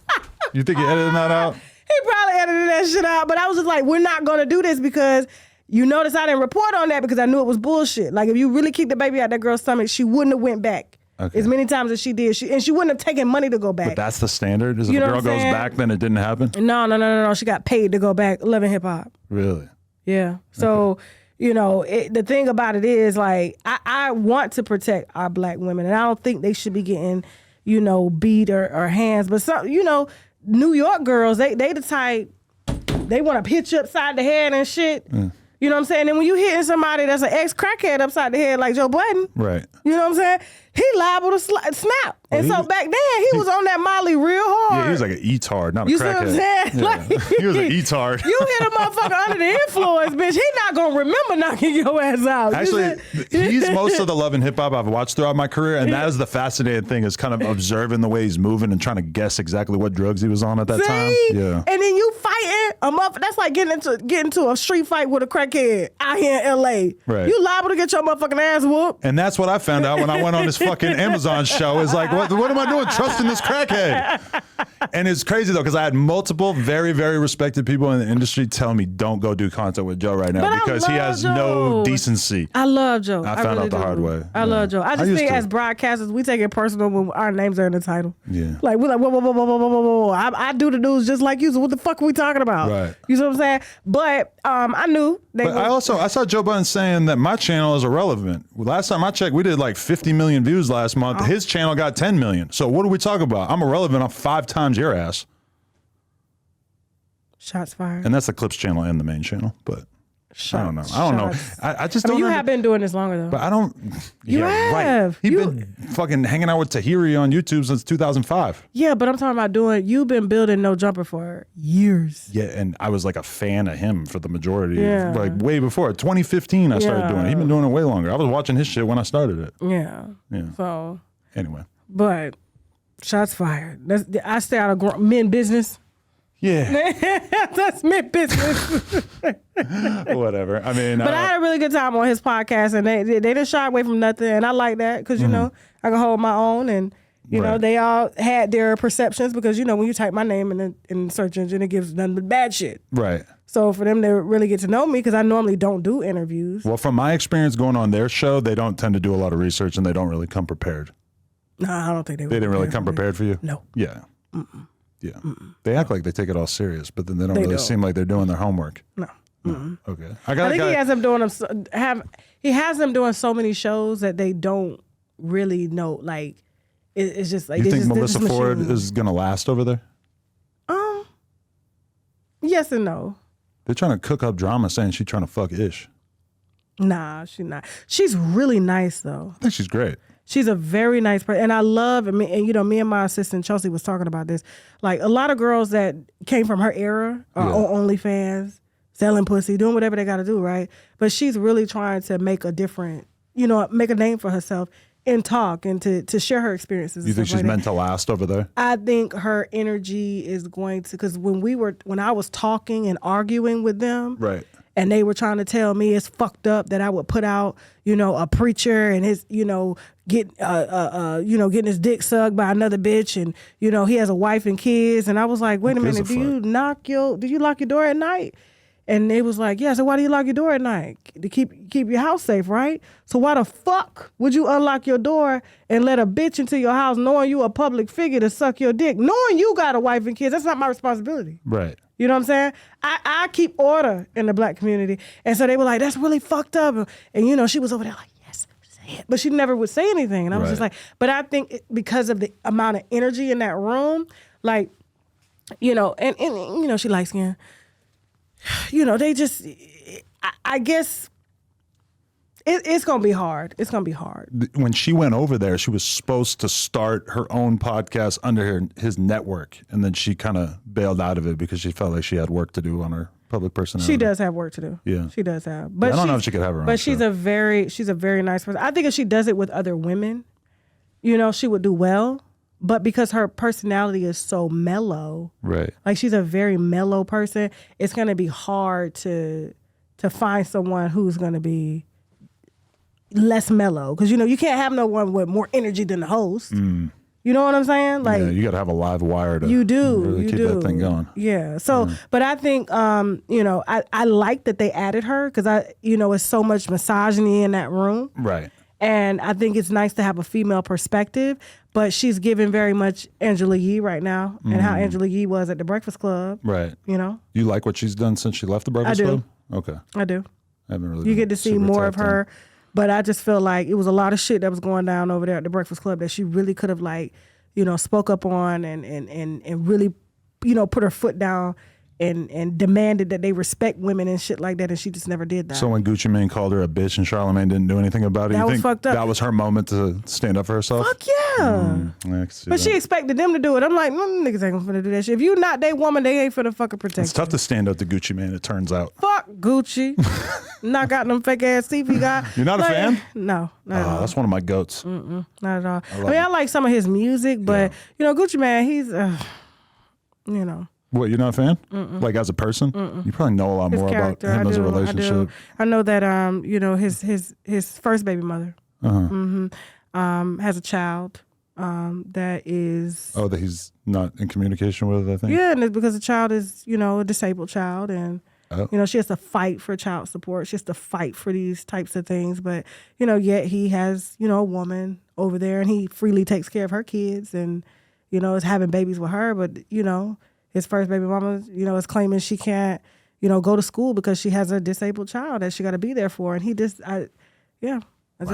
See, this is what this is why you're a great podcaster, is because you're deeper into this than me. Yeah, I'm saying I'm a Gucci Mane fan. That is according to the baby mama. And I've spoken with her. And so, you know, she's just like, this is so fucked up. And a lot of men do that. Like, they put these women on pedestals and then forget, like, you know, who were you before, you know, all this fame came and you still had this child? Like, so now you want to say, oh, you great dad of the world, but you know, like, nah. Like, okay, so do you consider that like one of your missions on the channel is to basically like shame black men into taking care of their families? No, I don't shame them. I just put their ass out for who they are. I can't shame them. I mean, they already got that. But I mean, it's content, and I do it especially for women so that they can see like how to choose a man to have a baby with. Like, you don't just have a baby with anybody. Right. You know, just like how they choose don't let anybody just come in you.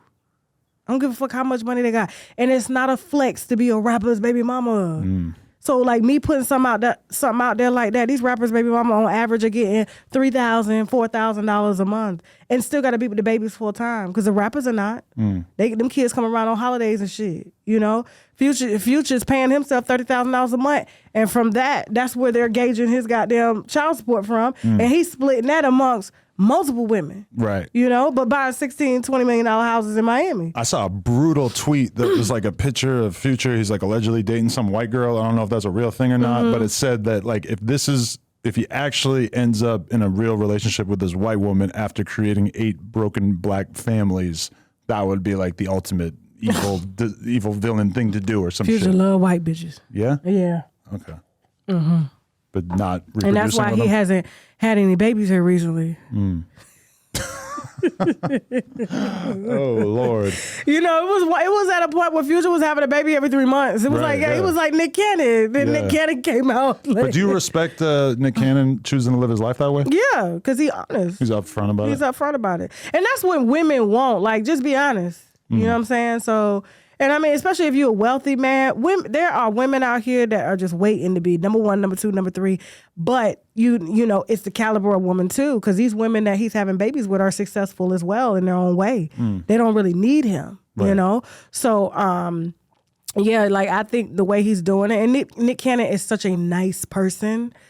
Like, you know, I wouldn't be a baby mama, right? You know, but because I'm a very lazy baby mama. Right. You know, I was at Nick Cannon's spot one time, and we're just having a meeting, and it's me and Wack100 and Akon and Nick Cannon that we all just randomly end up at a spot together, and a woman comes in, and I'm assuming it's one of the baby mamas, and she's fucking beautiful, and she just pulls him aside. They have a little conversation for a couple minutes, big hug, boom, she's out of there, and I'm just like, how the fuck does he do this? How does he have like 10 amazing looking women in his stable like this? He got money. Yeah. There's a nigga with money. A lot of money, apparently. Okay. But I'm very upset with him on how much he just, neglects his black baby mama. Really? Yes. He done forgot the black baby mama baby name. Is that the OG one? I think, what is her name? I forgot her damn name. It's Lust something. I forgot. Don't give me the line, but, okay. She done been on social media. She been dragging his ass. Really? You know what I'm saying? And they asked him, name all your kids, and he forgot the black baby mama kid. I was like, that's fucked up, Nick. Yeah. You got one job. Just remember their name. Just fucking the black one should have been the first. Right. So okay, let me ask you this. Did you have a grudge against Cardi originally, or did that kind of emerge over time through you doing the content? No, I just didn't like her over time. There was a lot of shit happening behind the scenes. Really? Yeah, like, she claimed she was blood, I think a hat or some shit. You ever heard of a hat?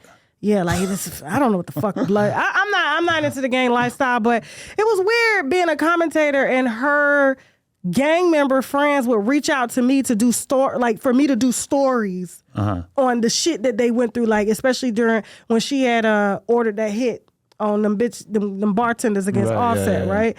And the girls that was with her called me to say, I want to tell my side. I'm like, you sure you're a gang member? Does Cardi know you talking to me? Right. And they would figure it out, oh my God, I'm sorry, but it's too late. They already told me everything, But no, I mean, Cardi, okay. I talk about Cardi the same way I talk about anybody. You see my content. I do not hold back for anybody, but for some reason, like, she took it very personal. And I get it. I mean, Offset moves, A little sloppy. Yes. At times over the years, yeah. Not saying currently, but Nah. Like I just had one the other day. It was a white girl. He had, she claimed they had been messing around even before Cardi's. She had pictures of the house and the car and said she had slept on the baby's bed. And she had his phone number with text messages and shit like that.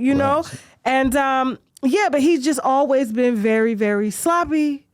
And so for me. Now, I remember I was getting a sex tape from him. He had somebody bouncing on his dick. Like, I was just like, this nigga just don't care. Right. But it's content. I'm a broadcaster, so I'm going to put it out there. You're one of the hottest hip-hop artists out there now. And your husband out here moving real reckless, It was just natural, the same way I do everybody. But, you know, she didn't like an interview that I did with a former stripper friend of hers who said a lot of things that she did and they did together, right?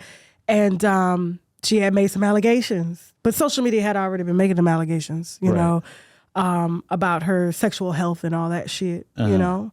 And that interview did 5 million views because she responded. Oh, wow. You know, like, and then it kept doing views because she kept responding because, you know, it was a lot of shit that was going viral at the time. And so she, you know, real rudely asked me to take it down. I'm like, take what down? Take the interview down. That shit ain't true. I'm like, you want to address it? No, I don't want to address it. Then she goes live to address it. Bitch, I'm running my story. Right. Yeah, so, and I did just that. And I said, if you want it down, bitch, a judge got to take me down, tell me to take it down. And he did. Right. I took it down. But so the logic is usually that as a commentator, you don't really have that much to worry about because it's extremely hard to sue somebody who's part of the media in America. And it turns out it's not impossible. I didn't really know anything about lawsuits then. I had never been to court for anything in my life except for a traffic ticket. You see what I'm saying? Like, so when she started saying she was going to sue, I was like, bitch, I don't care. I wipe my fucking ass with cease and desist. Who gives a fuck? You know, you going to spend your money on this? Go ahead. So when she filed the lawsuit, I was like, well, if it mean that much, because I was pregnant at the time when she filed the lawsuit, and I was high risk. So I was like, well, if it really mean that much, I'll take it down. But then she was like, take it down and apologize. I said, apologize for what? You need to apologize. I'm not apologizing for a motherfucking thing. I'll take this interview down, but I'm not apologizing. So, you know, I had, you know, told my husband what I had talked about, you know, with her lawyers. And he was like, put that shit back up and tell her to go sue. And she did just that. And she put $1.2 million right towards that lawsuit. Right. All because she didn't like me, because I didn't like her. And why do you think that you were ultimately not victorious in court? Man, it was, first of all, I wasn't paying attention to my case. You know, I hired lawyers that were fresh out of college. I heard your legal team was not great. No. And when if you've never dealt with lawyers before, that was the first time I ever hired a lawyer for anything, right? Because I fucking 35, 36 years old. What the fuck? I don't break the law. Your first time is always tough. Yeah. It's kind of like you. Oh, so I didn't know. Like it was kind of like, oh, they said, and they were the cheapest too, because you know people wanted it. They heard Cardi B, then they wanted them retainers $50,000, $60,000. I was like, where the fuck I'm supposed to get that shit from? Right, which is like nothing compared to how much she ended up spending. Man, listen, because she had a team. Yeah, she had 2 teams. She had a team in New York and a team in Georgia. So, and this Cardi B coming, she got an endless amount of money. They billing. Right. They billing. That shit, if you see the records that they got they got every tweet, every fucking comment that somebody made to the tweet. I said, ooh, when I saw the end result of how much she paid, I said, they the only ones that really won. Right. You know? So, yeah, my lawyers was $5,000 retainer. Really? Yeah. $5,000? Damn. Showed up and I introduced them. I said, this is my legal team, bitch, we about to fight. Were you astonished when you ended up losing? I was surprised because I was just like, but I really wasn't surprised because the judge had already kept out a lot of stuff because everything that I commented on came out of her mouth.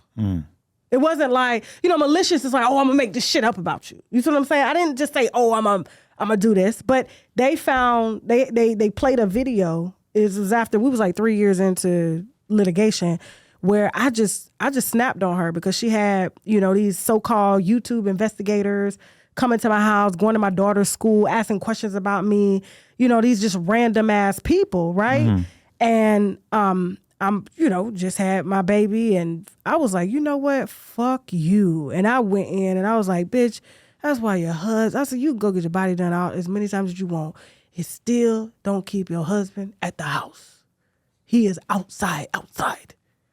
You too busy over here watching me, and you need to be watching him. You know what I'm saying? Like, I went the fuck in. I dragged everything. I was like, you can have as much plastic surgery as you want. He don't want it. He don't want it, and that's what you're mad about. You're mad about that I won't stop reporting on him and his escapades And you are a fucking celebrity. And frankly, the things that you say about people, especially black women, calling black women roaches, monkeys, that's why your baby died, wishing AIDS on people, shit like that. I was like, you're a very disrespectful young lady. And I'm a grown-ass woman. And I don't give a fuck if you're the president of the United States. You're not going to disrespect me like that. So you can spend as much money as you want, but you will never get my respect for that shit. Ever. Now, I'm a practical person. You want to have a conversation and we can both issue some apologies, we can do that. But as far as I'm concerned, you don't just tell me to fucking bow down to you. Like, who the fuck are you? Bitch, you shit and piss just like me. And you shit on live. On live. You know what I'm saying? Like, so, no, like, I think the fame and the power and the money and stuff, like, got to her head, but I'm a country bitch from the South, and I've been broke my whole life. Mm-hmm. You know? It took me 20 years to pay my student loans off. Probably gonna take me 60 to pay her. Right.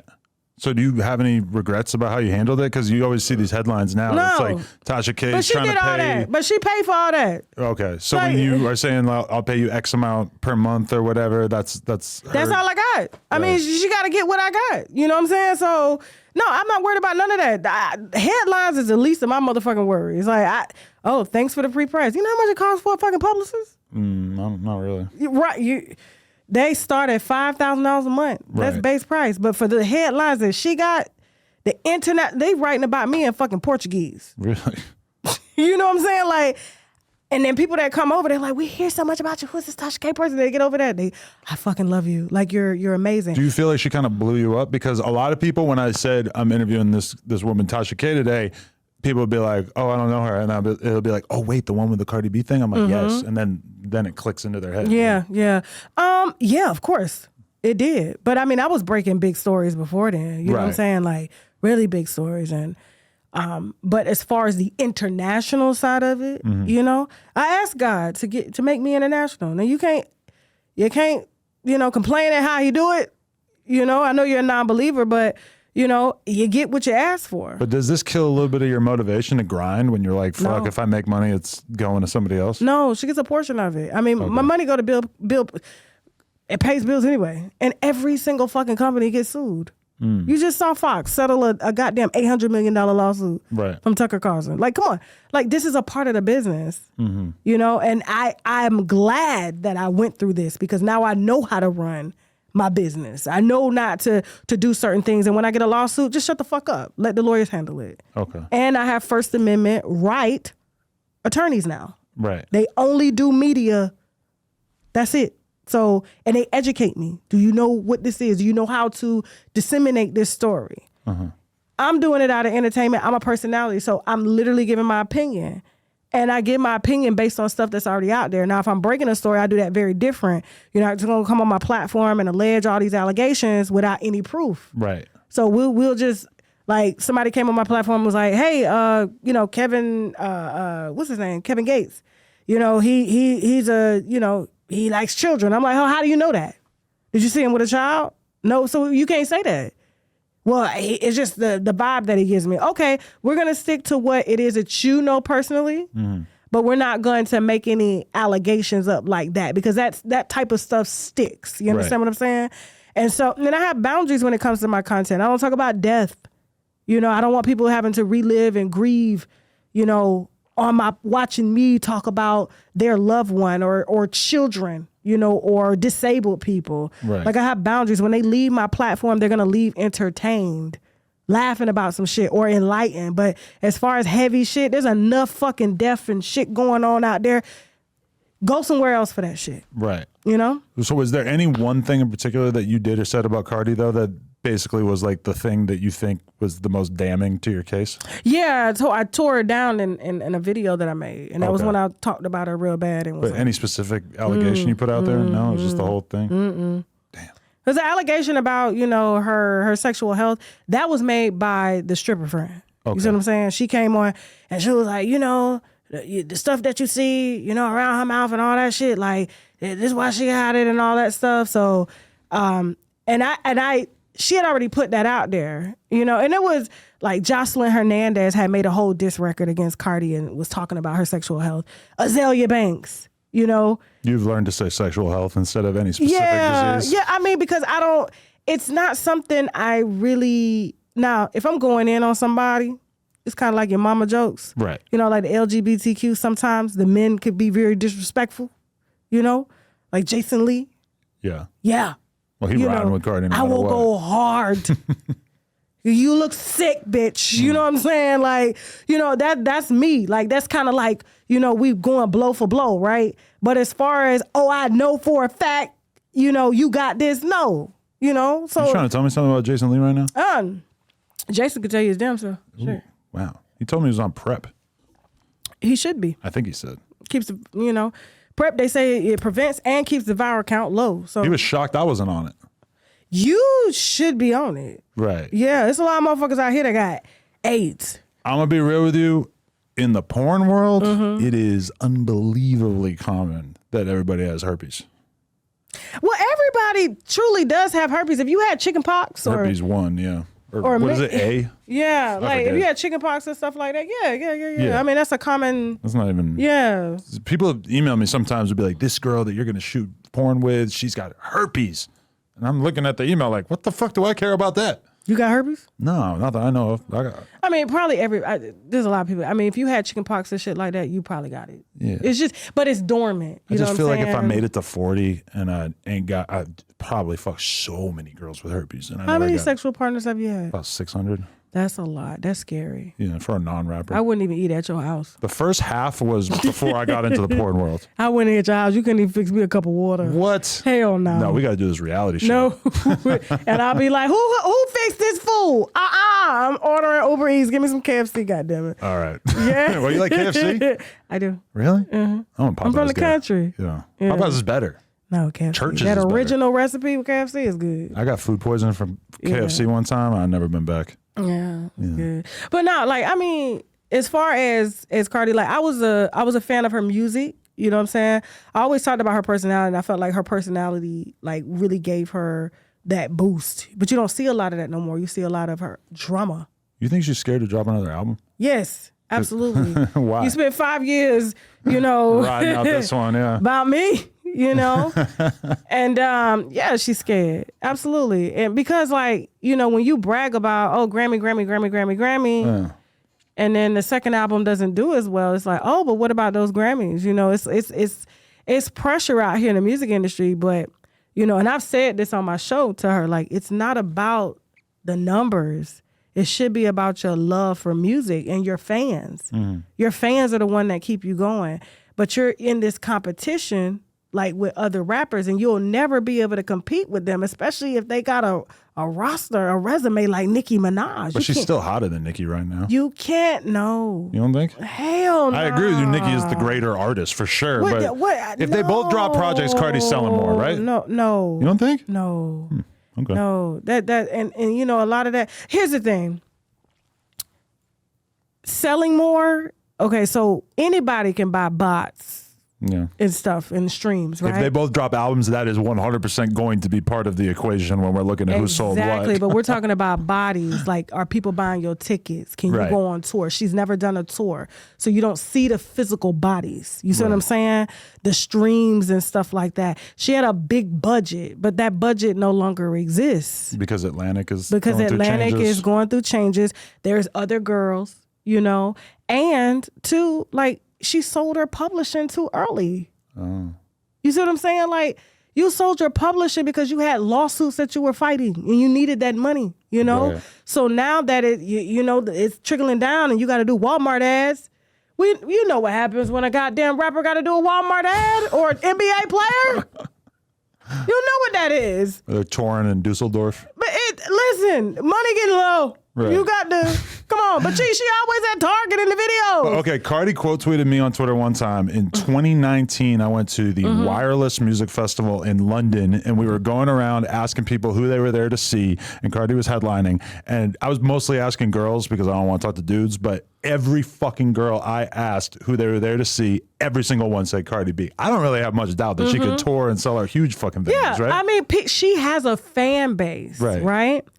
She has a fan base, but she does not cater to her fan base. You see, like, I cater to the winos. You cater to your fan base. Right. But she's in other people's fan bases. Like, she's at the winos. Okay. She's with the barbs. You know, she's with the hotties. And then you're literally cussing your fan base out when they say, when we getting another album? Right. I ain't dropping no album. I ain't doing this. You see what I'm saying? It's like, these are your fans. At the end of the day, whether you're selling or not, they're going to pay your bill. But Rihanna hasn't dropped an album in like 6 years too, and right? She got fans. Right. She has but she don't be all base. up in other people's fan bases. Right. You cater to your own. But I feel like Cardi isn't dropping an album because she had such a high off that last album that the next album, like, in all likelihood, is not going to do as well as the previous album. And it's kind of the same thing with Rihanna, but she right? don't have that budget. But can she make like whatever fucking amount of money she wants? I mean, I'm sure she can make some money, but it costs money to make money in the music industry. Yeah. You see what I'm saying? It's a lot of, you want those big tickets, those big, you got to put some money behind that shit. Okay. The money ain't the same. And you know, Atlantic reported for the first time in 10 years that this was the worst that they've ever been at. They are trying to regroup. Right. You know? Is this the root of your Wack100 beef as well? Because in full disclosure, I don't have a beef with him. I was on the podcast with him, and he was trying to imply that he had slept with you. Now, I know you're married, and I very much doubt that, but he was implying that. He said that? Well, maybe we got a lawsuit for him now. I don't need no lawsuit because that shit ain't true. Like, well, I know it's not true, but he was sitting there with his shiny head, just like, yeah, me and her, we got a history. Listen, the first time I heard of that man is when I don't know how it got to me, but someone was like, he did an interview with R. Kelly. Yeah, he called him on our show, yeah. Yeah, that was the first time I had interaction. And then he was just like, yeah, R. Kelly hired him to investigate me. And I'm like, for what? He's like, well, you leaked his jail records. Yeah, so does the Justice Department. They know they opened up a whole investigation on me. So what are you doing? Well, I'm trying to get him justice. Are you a Fed? Have you not seen my channel? Like, I tell on every motherfucking body. I'm not a gangster. I'm a snitch. And I love snitching on a motherfucking gangster. And I love snitching on a motherfucker that molest kids. And I do have special agents on speed dial. So what are we talking about here? And then his ex-girlfriend, I guess who he cheated on his wife with, hit me. And she was like, I'm the one that, took that picture of him laying on his diabetes belly. And his ass was up. Right. She said she put 3 fingers in his ass. Did she say that? She did. 3. Yikes. We got the winos calling him 3-finger Wack. Yeah, I heard a few people calling that. Yeah, that came from us. So, yeah. I'm so sorry, Wack.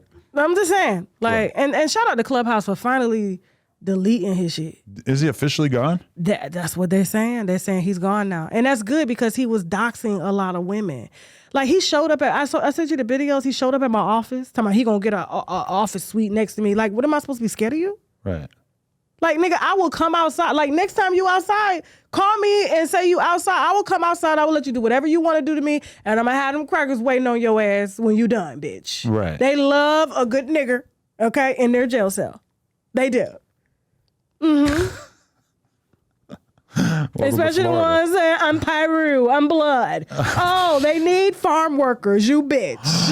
Oh, my God. Yeah, absolutely. Why your eyes got big when I said nigger? I can say nigger. No, you can, yeah. Yeah, he's like, you can't, but I can. But I'm just saying, you fuck with me if you want to. I'm the police. Right. Yeah. So that's what it is. I will tell them. And if I help to put R. Kelly behind bars, what makes you think I won't have your ass behind bars getting 4-5 dicks in your ass? Well, but how are the guys going to position themselves to get their dicks off? Oh, man. Listen, all that shit he been talking on the internet, you know them jail dudes be watching that shit. They waiting on a big, thick ass like him. He got that Kanye ass. He got a fat ass. He does have a fat ass. He does have a fat ass. And he said he was going to get lipo. Shit. Huh? You're going to get lipo. It still ain't going to take the diabetes away. Pancreas still You're going to have a fucking Bandman Kevo body soon. Bandman Kevo, you know him? Still got diabetes. I know Bandman Kevo. You fuck with him? he too. I don't know. He too hip hop for you. Not that he's I don't know. He's just different. I guess it's maybe just young nigga shit. I don't know. He's just too flashy. He gossipy too. I don't like no gossiping ass. I don't like no gossiping ass nigga. Right. Yeah. You like a regular ass white guy like me that's pretty like low key. I don't think. Besides the porn thing, I don't think you're low key. I'm pretty humble. When and you I don't say like white men. You know, I dated a white. Not even as people. No, I like white. I like white people. I like white people. I love white people. Right. Especially your movies. Okay. Love the love flicks and stuff. I'm not directly associated with like Quentin Tarantino or whatever. Would you do a role in one of his movies? I would. Would you let him yell the N-word at you like he always writes into every script? Check is right. Yeah, absolutely. Damn, shit. okay. Call me whatever the fuck you want to call me. I love white people. I love Pulp Fiction, but I look at the dead N-word storage scene quite differently in my old age. Like, wow, he really wrote that scene. He really wanted to say that shit. Yeah. Yeah. Still a good scene. But it's a great scene. I love his movies. right. Everything. Yeah, he's amazing. Yeah. Okay, what is Chrisean Rock like? She's like one of the biggest celebrities in your space at this point. What is that success? She ain't in our space. I mean, you want to say? I feel like she's like pretty up there at this point. I mean, she's up there because people are watching a fucking train wreck. Yeah, but I feel like it almost doesn't need to be a train wreck anymore. Like she could kind of clean up her act and just be a good mom, and people are still going to keep watching, right? I mean, but that's how we've seen that. And I can't name any of the girls right now, but, you know, we've seen the train wrecks, and then once it goes away, nobody's watching anymore. But what do you attribute her massive success that people just seem like they've really fallen in love with her? Her baby has like 800,000 followers already. I know. I think they just feel sorry for her. You know, the victim clout is big. It's true. It's huge. Right. You play a victim well, and she's not a victim. I mean, she's not. Like, I'm not going back to Blue. Next thing you know, you see her on live kissing him on his arm, like, you know what I'm saying? Then fuck you, Blue. Like, it's that she's a victim, and people are feeling sorry for her. They're hoping one day she's gonna win, and once she does win, it's gonna get boring. But do you think that like she like chose to make her escape from the grip of Blueface, right? Like she dipped out. I think he would take her back at this point, right? That woman want that man. You think? Yes. Yes. You think that she was just stepped kissing away? all up. Yes. If he said, come home today, her ass would have that baby on a plane during COVID right now to go to Blue. It seems like he's become very much addicted to the clout, I would say. But the fact, I don't know how bad he wants it. See, he's doing what you doing with your wife, right? Right. No, that has occurred to me many times. No. It's very similar. But we're doing like the freaky sex angle while he's doing the like domestic abuse angle. In our culture, that's the pimp. She the hoe. Mm-hmm.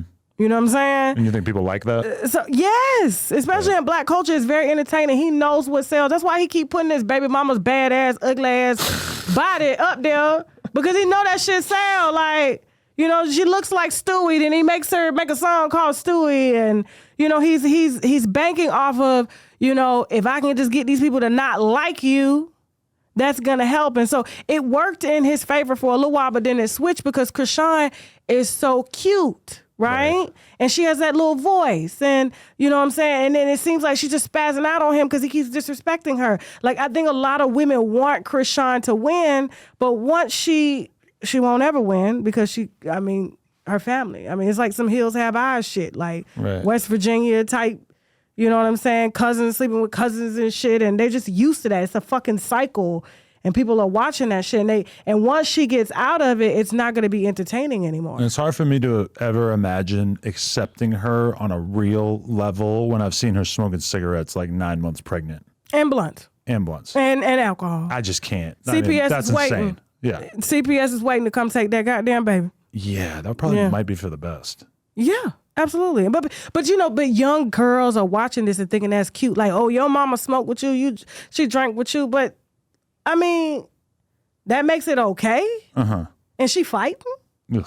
Yeah. Yeah. Yeah. So like, no, like I Yeah, I don't like that one bit. Yeah. So okay, you fuck with Dr. Umar? I mean, listen.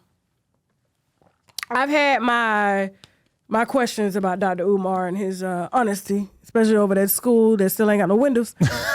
But Dr. Umar, I think he is needed in our community. Really? You know, I think, you know, as motivational speakers, a lot of times it's hard to live up to the things that you preach about. Uh-huh. And so I firmly believe there are people that know how to say the things that we need to hear, but they don't necessarily live them.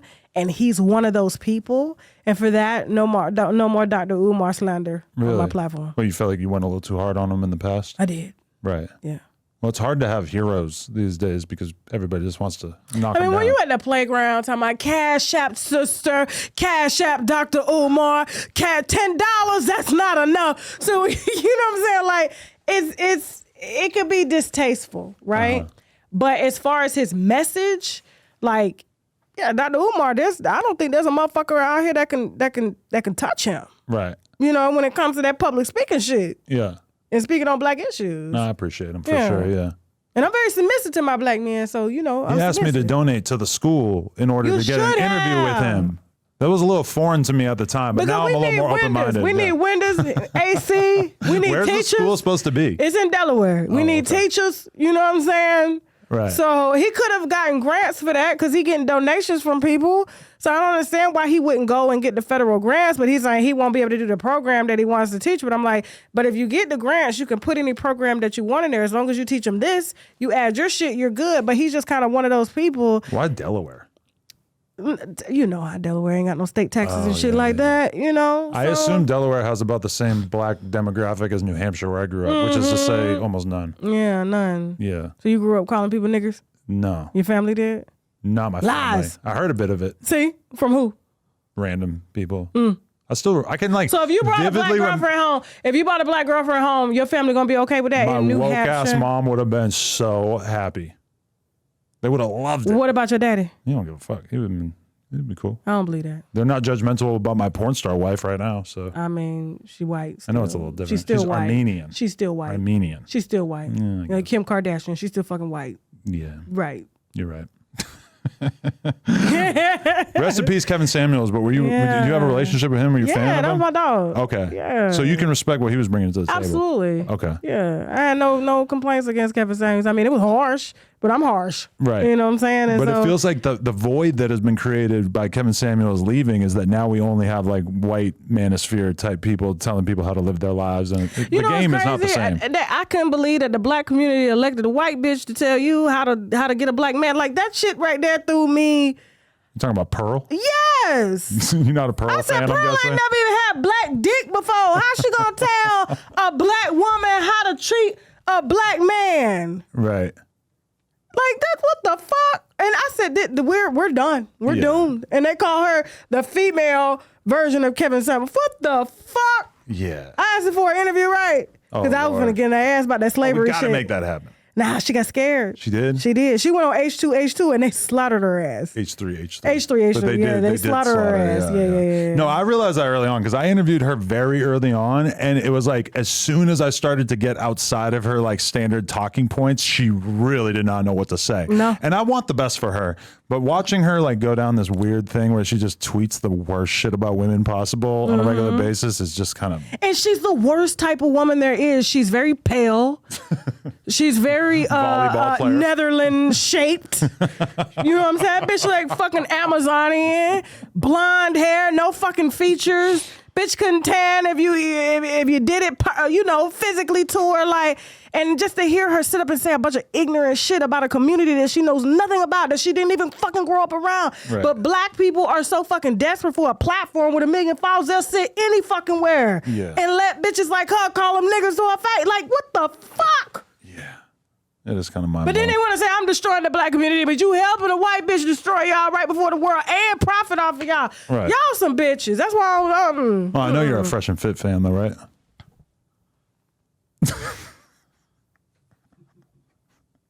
You know what? I'm going to say this about FreshnFit. I feel that a lot of their message comes from their true experiences with women.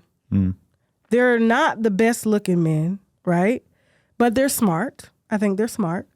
And, you know, if you went to high school, you know, girls didn't want the smart guys. They wanted the jocks. They wanted them tall. They wanted them with a little swag. And they don't have swag, you know? But they're still getting ass. And that's very motivational. Because they have clout now. Yeah. But you saw, what's the dark-skinned guy named, the host? Walter. When he introduced, he was like, this is my girlfriend. Turns out the bitch was a prostitute. You know what I'm saying? Like, they don't have the experience. You see what I'm saying? And it's because they wanted to be the guy like you in high school.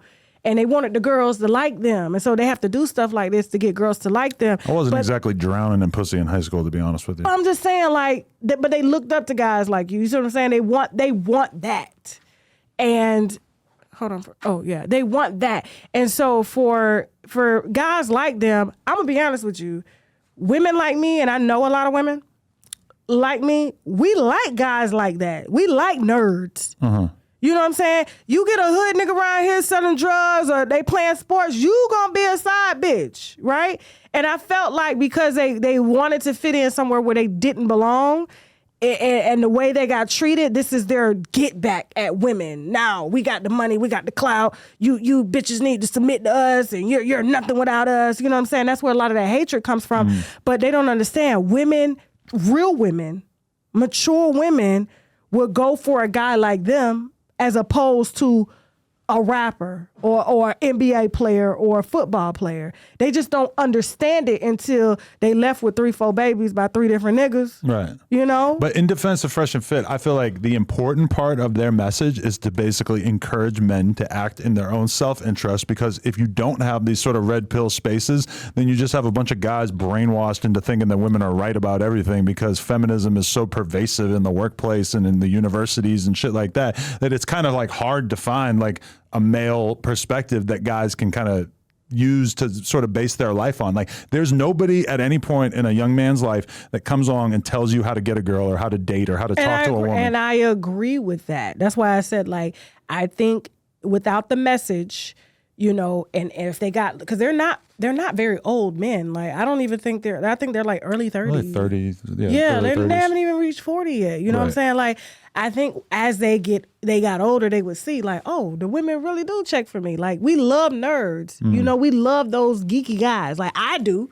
And I know a lot of women that do, especially after they done been dolled out by you know, the NBA players and shit. Like, you chasing after this motherfucker, he got 10 bitches in line. Right. You know what I'm saying? Why this motherfucker ain't got no bitches and got a job and he educated? Why aren't you over here? But so much of that conversation kind of goes back to like the body count thing, and like, you know, that women are basically useless once they've had a bunch of sex partners, which I don't really relate to as a person who like does not give a fuck if I meet a girl and she got 50, 60, 70 bodies. I don't really give a shit. But to them, that just seems like overwhelmingly important. Yeah, and because they're still young, too. Right. You know, the 30s now is the new 20s, and they're thinking like that. And I think they're going to regret a lot of the stuff because they come from women. They come from black women. And, you know, and I feel that, and me personally, I feel like women in general need to date and need to sleep around, because there's a lot of women who settle in relationships, and I know them personally, who've never had an orgasm.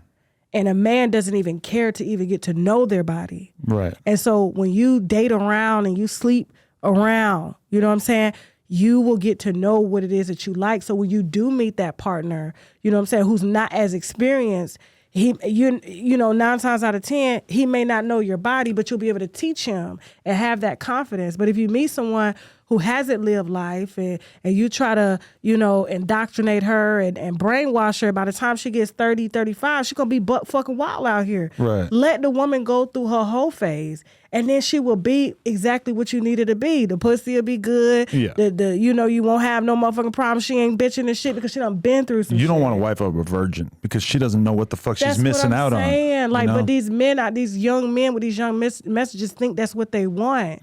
But yet they constantly fuck on porn stars or go buy pussy from prostitutes, but you want your girl to be a virgin. That's crazy. But there's an asymmetry, because a man can fuck a woman and just nut. Like, I can just nut with any girl on earth. I don't care if she's 500 pounds. But a woman can. A woman can't. A woman needs to have sex with the same person over and over to be able to orgasm. Exactly. And so, but a virgin will never, and this is what I say, that men think they want virgins, just like you said, but like, no, a virgin will never be able to please you if you've been with an experienced woman. It's just not gonna happen. Like, she doesn't have that confidence yet. You know, sucking dick or just doing different things. It's not gonna please you. So guess what? They end up marrying these virgins and still going out to buy pussy. Get yourself a bitch with some miles on her. Yeah, a little bit. You know, a wino with some miles on it. No, my winos are very successful. Yeah, women. Okay, and they probably had some dick. I consider myself a wino now. I know. There's a lot of people. I think I'm gonna keep listening. Yeah, you should. Yeah, you should. No doubt. Yeah. So, but no, like, yeah, FreshnFit. I mean, I just feel like, you know, right now they're doing anything for shock value, and I don't understand like why they didn't know YouTube was gonna come for them. Well, they got demonetized, yeah, and I feel like they might have regretted the Klan hood skit at a certain point. That was so fucking ignorant. Like, how you out here winning? You got a good thing going, and you have Nick Fuentes on your fucking show, right? You know who they deplatformed, okay? Yeah. And then you put on a Klan hood, and then you allow the motherfucker to say nigger on your show. I felt like the Knight Rider comments were a big moment in the culture where a lot of people decided they didn't fuck with them too. Yeah, like, you can't say shit like that. That's irresponsible. And as someone who has a platform that has millions of followers, you still have a responsibility to ensure that what you're putting out is not causing hate or preaching hate and things like that. So you have to be careful. And that's that young man mentality. They're out here reckless. I have a lot of guilt about the fact that I didn't end up with a black queen. How's your wife feel about that? I think she understands. So it just worked out with her. Why you want a black woman? I just like that Are energy. You just pandering to me in my audience right now? No, I love them. Ugh. We need more in porn. We could pick that shit up. It's so looked down upon in the porn, in the black community to do porn. So it's like you don't end up with that many. We're the queens. We don't. I know. Yeah, we better than that. I know a lot of black guys doing porn with gigantic dicks though. I mean, those are them niggas, you know? Yeah. And a lot of times when they got gigantic dicks like that, ain't nobody putting no dick like that in me. You're not giving me no motherfucking hysterectomy. I'm gonna drive you to the hospital after. Fuck no. Absolutely not. You give that, and white women only like dicks like that, so they can have them. Yeah. You know, so yeah. Shut all my size queens. All right, your team is summoning you. I know you got to go. Yeah, I got a comedy gig I'm about to do. Oh, really? Yeah. Well, that's dope, too. Yeah. Oh, yeah. But don't forget, because I got a show October 20th in Miami at the Flamingo Bar Theater. I think we got like less than 100 tickets left. And so we're doing Wine Gossip Comedy on stage. This is our second show. And so if you're ever in the Miami area and you want to come out and see a dope ass show, you know what I'm saying? Get some wine, get some gossip, get some comedy, get some skits. Yeah, please purchase a ticket. Ticketspice.com/Tasha K Miami. And so I just kind of wanted to let the folks know, or tell your wives, because I know you got a lot of niggas, a lot of men watching this. You know what I'm saying? You want to get rid of your wife? Grab your girl a ticket to the show. Yeah, get them a ticket to the show. Be like, girl, you're winning. Oh, yeah, go on, get your gossip. And then you got your boy time out. So, yeah. I love it. Hey, you are amazing. You're one of the best broadcasters / conversationalists that I'm aware of. I just had to espouse my fandom, even though I am a close personal confidant of Wack100 and probably, hopefully, Cardi B maybe one day. Yeah, this might ruin my plans of linking with her. Nah, I doubt it. No? Mm-mm. Okay, hopefully I hold it down enough. She gonna need us one day. Yeah, Jason Lee, uninvited to the party. I can't deal with Jason Lee. Dear God. He is not talented in no name his talent. He's very sassy. Name his talent. Shout out Jason Lee. I love it. He's a good interviewer. You think so? Yeah, I like him. Oh, he talks about himself most of the time. Yeah? Yeah. Oh, So I do a bit of that too, yeah. Yeah, he interviews himself, yeah. All right. Tasha K. Appreciate you. Shout out to all my winos. No Jumper, coolest podcast in the world. Check us out on YouTube, TikTok, Patreon, Instagram. Like, comment, and subscribe. NoJumper.com if you want to support. We out. Thank you.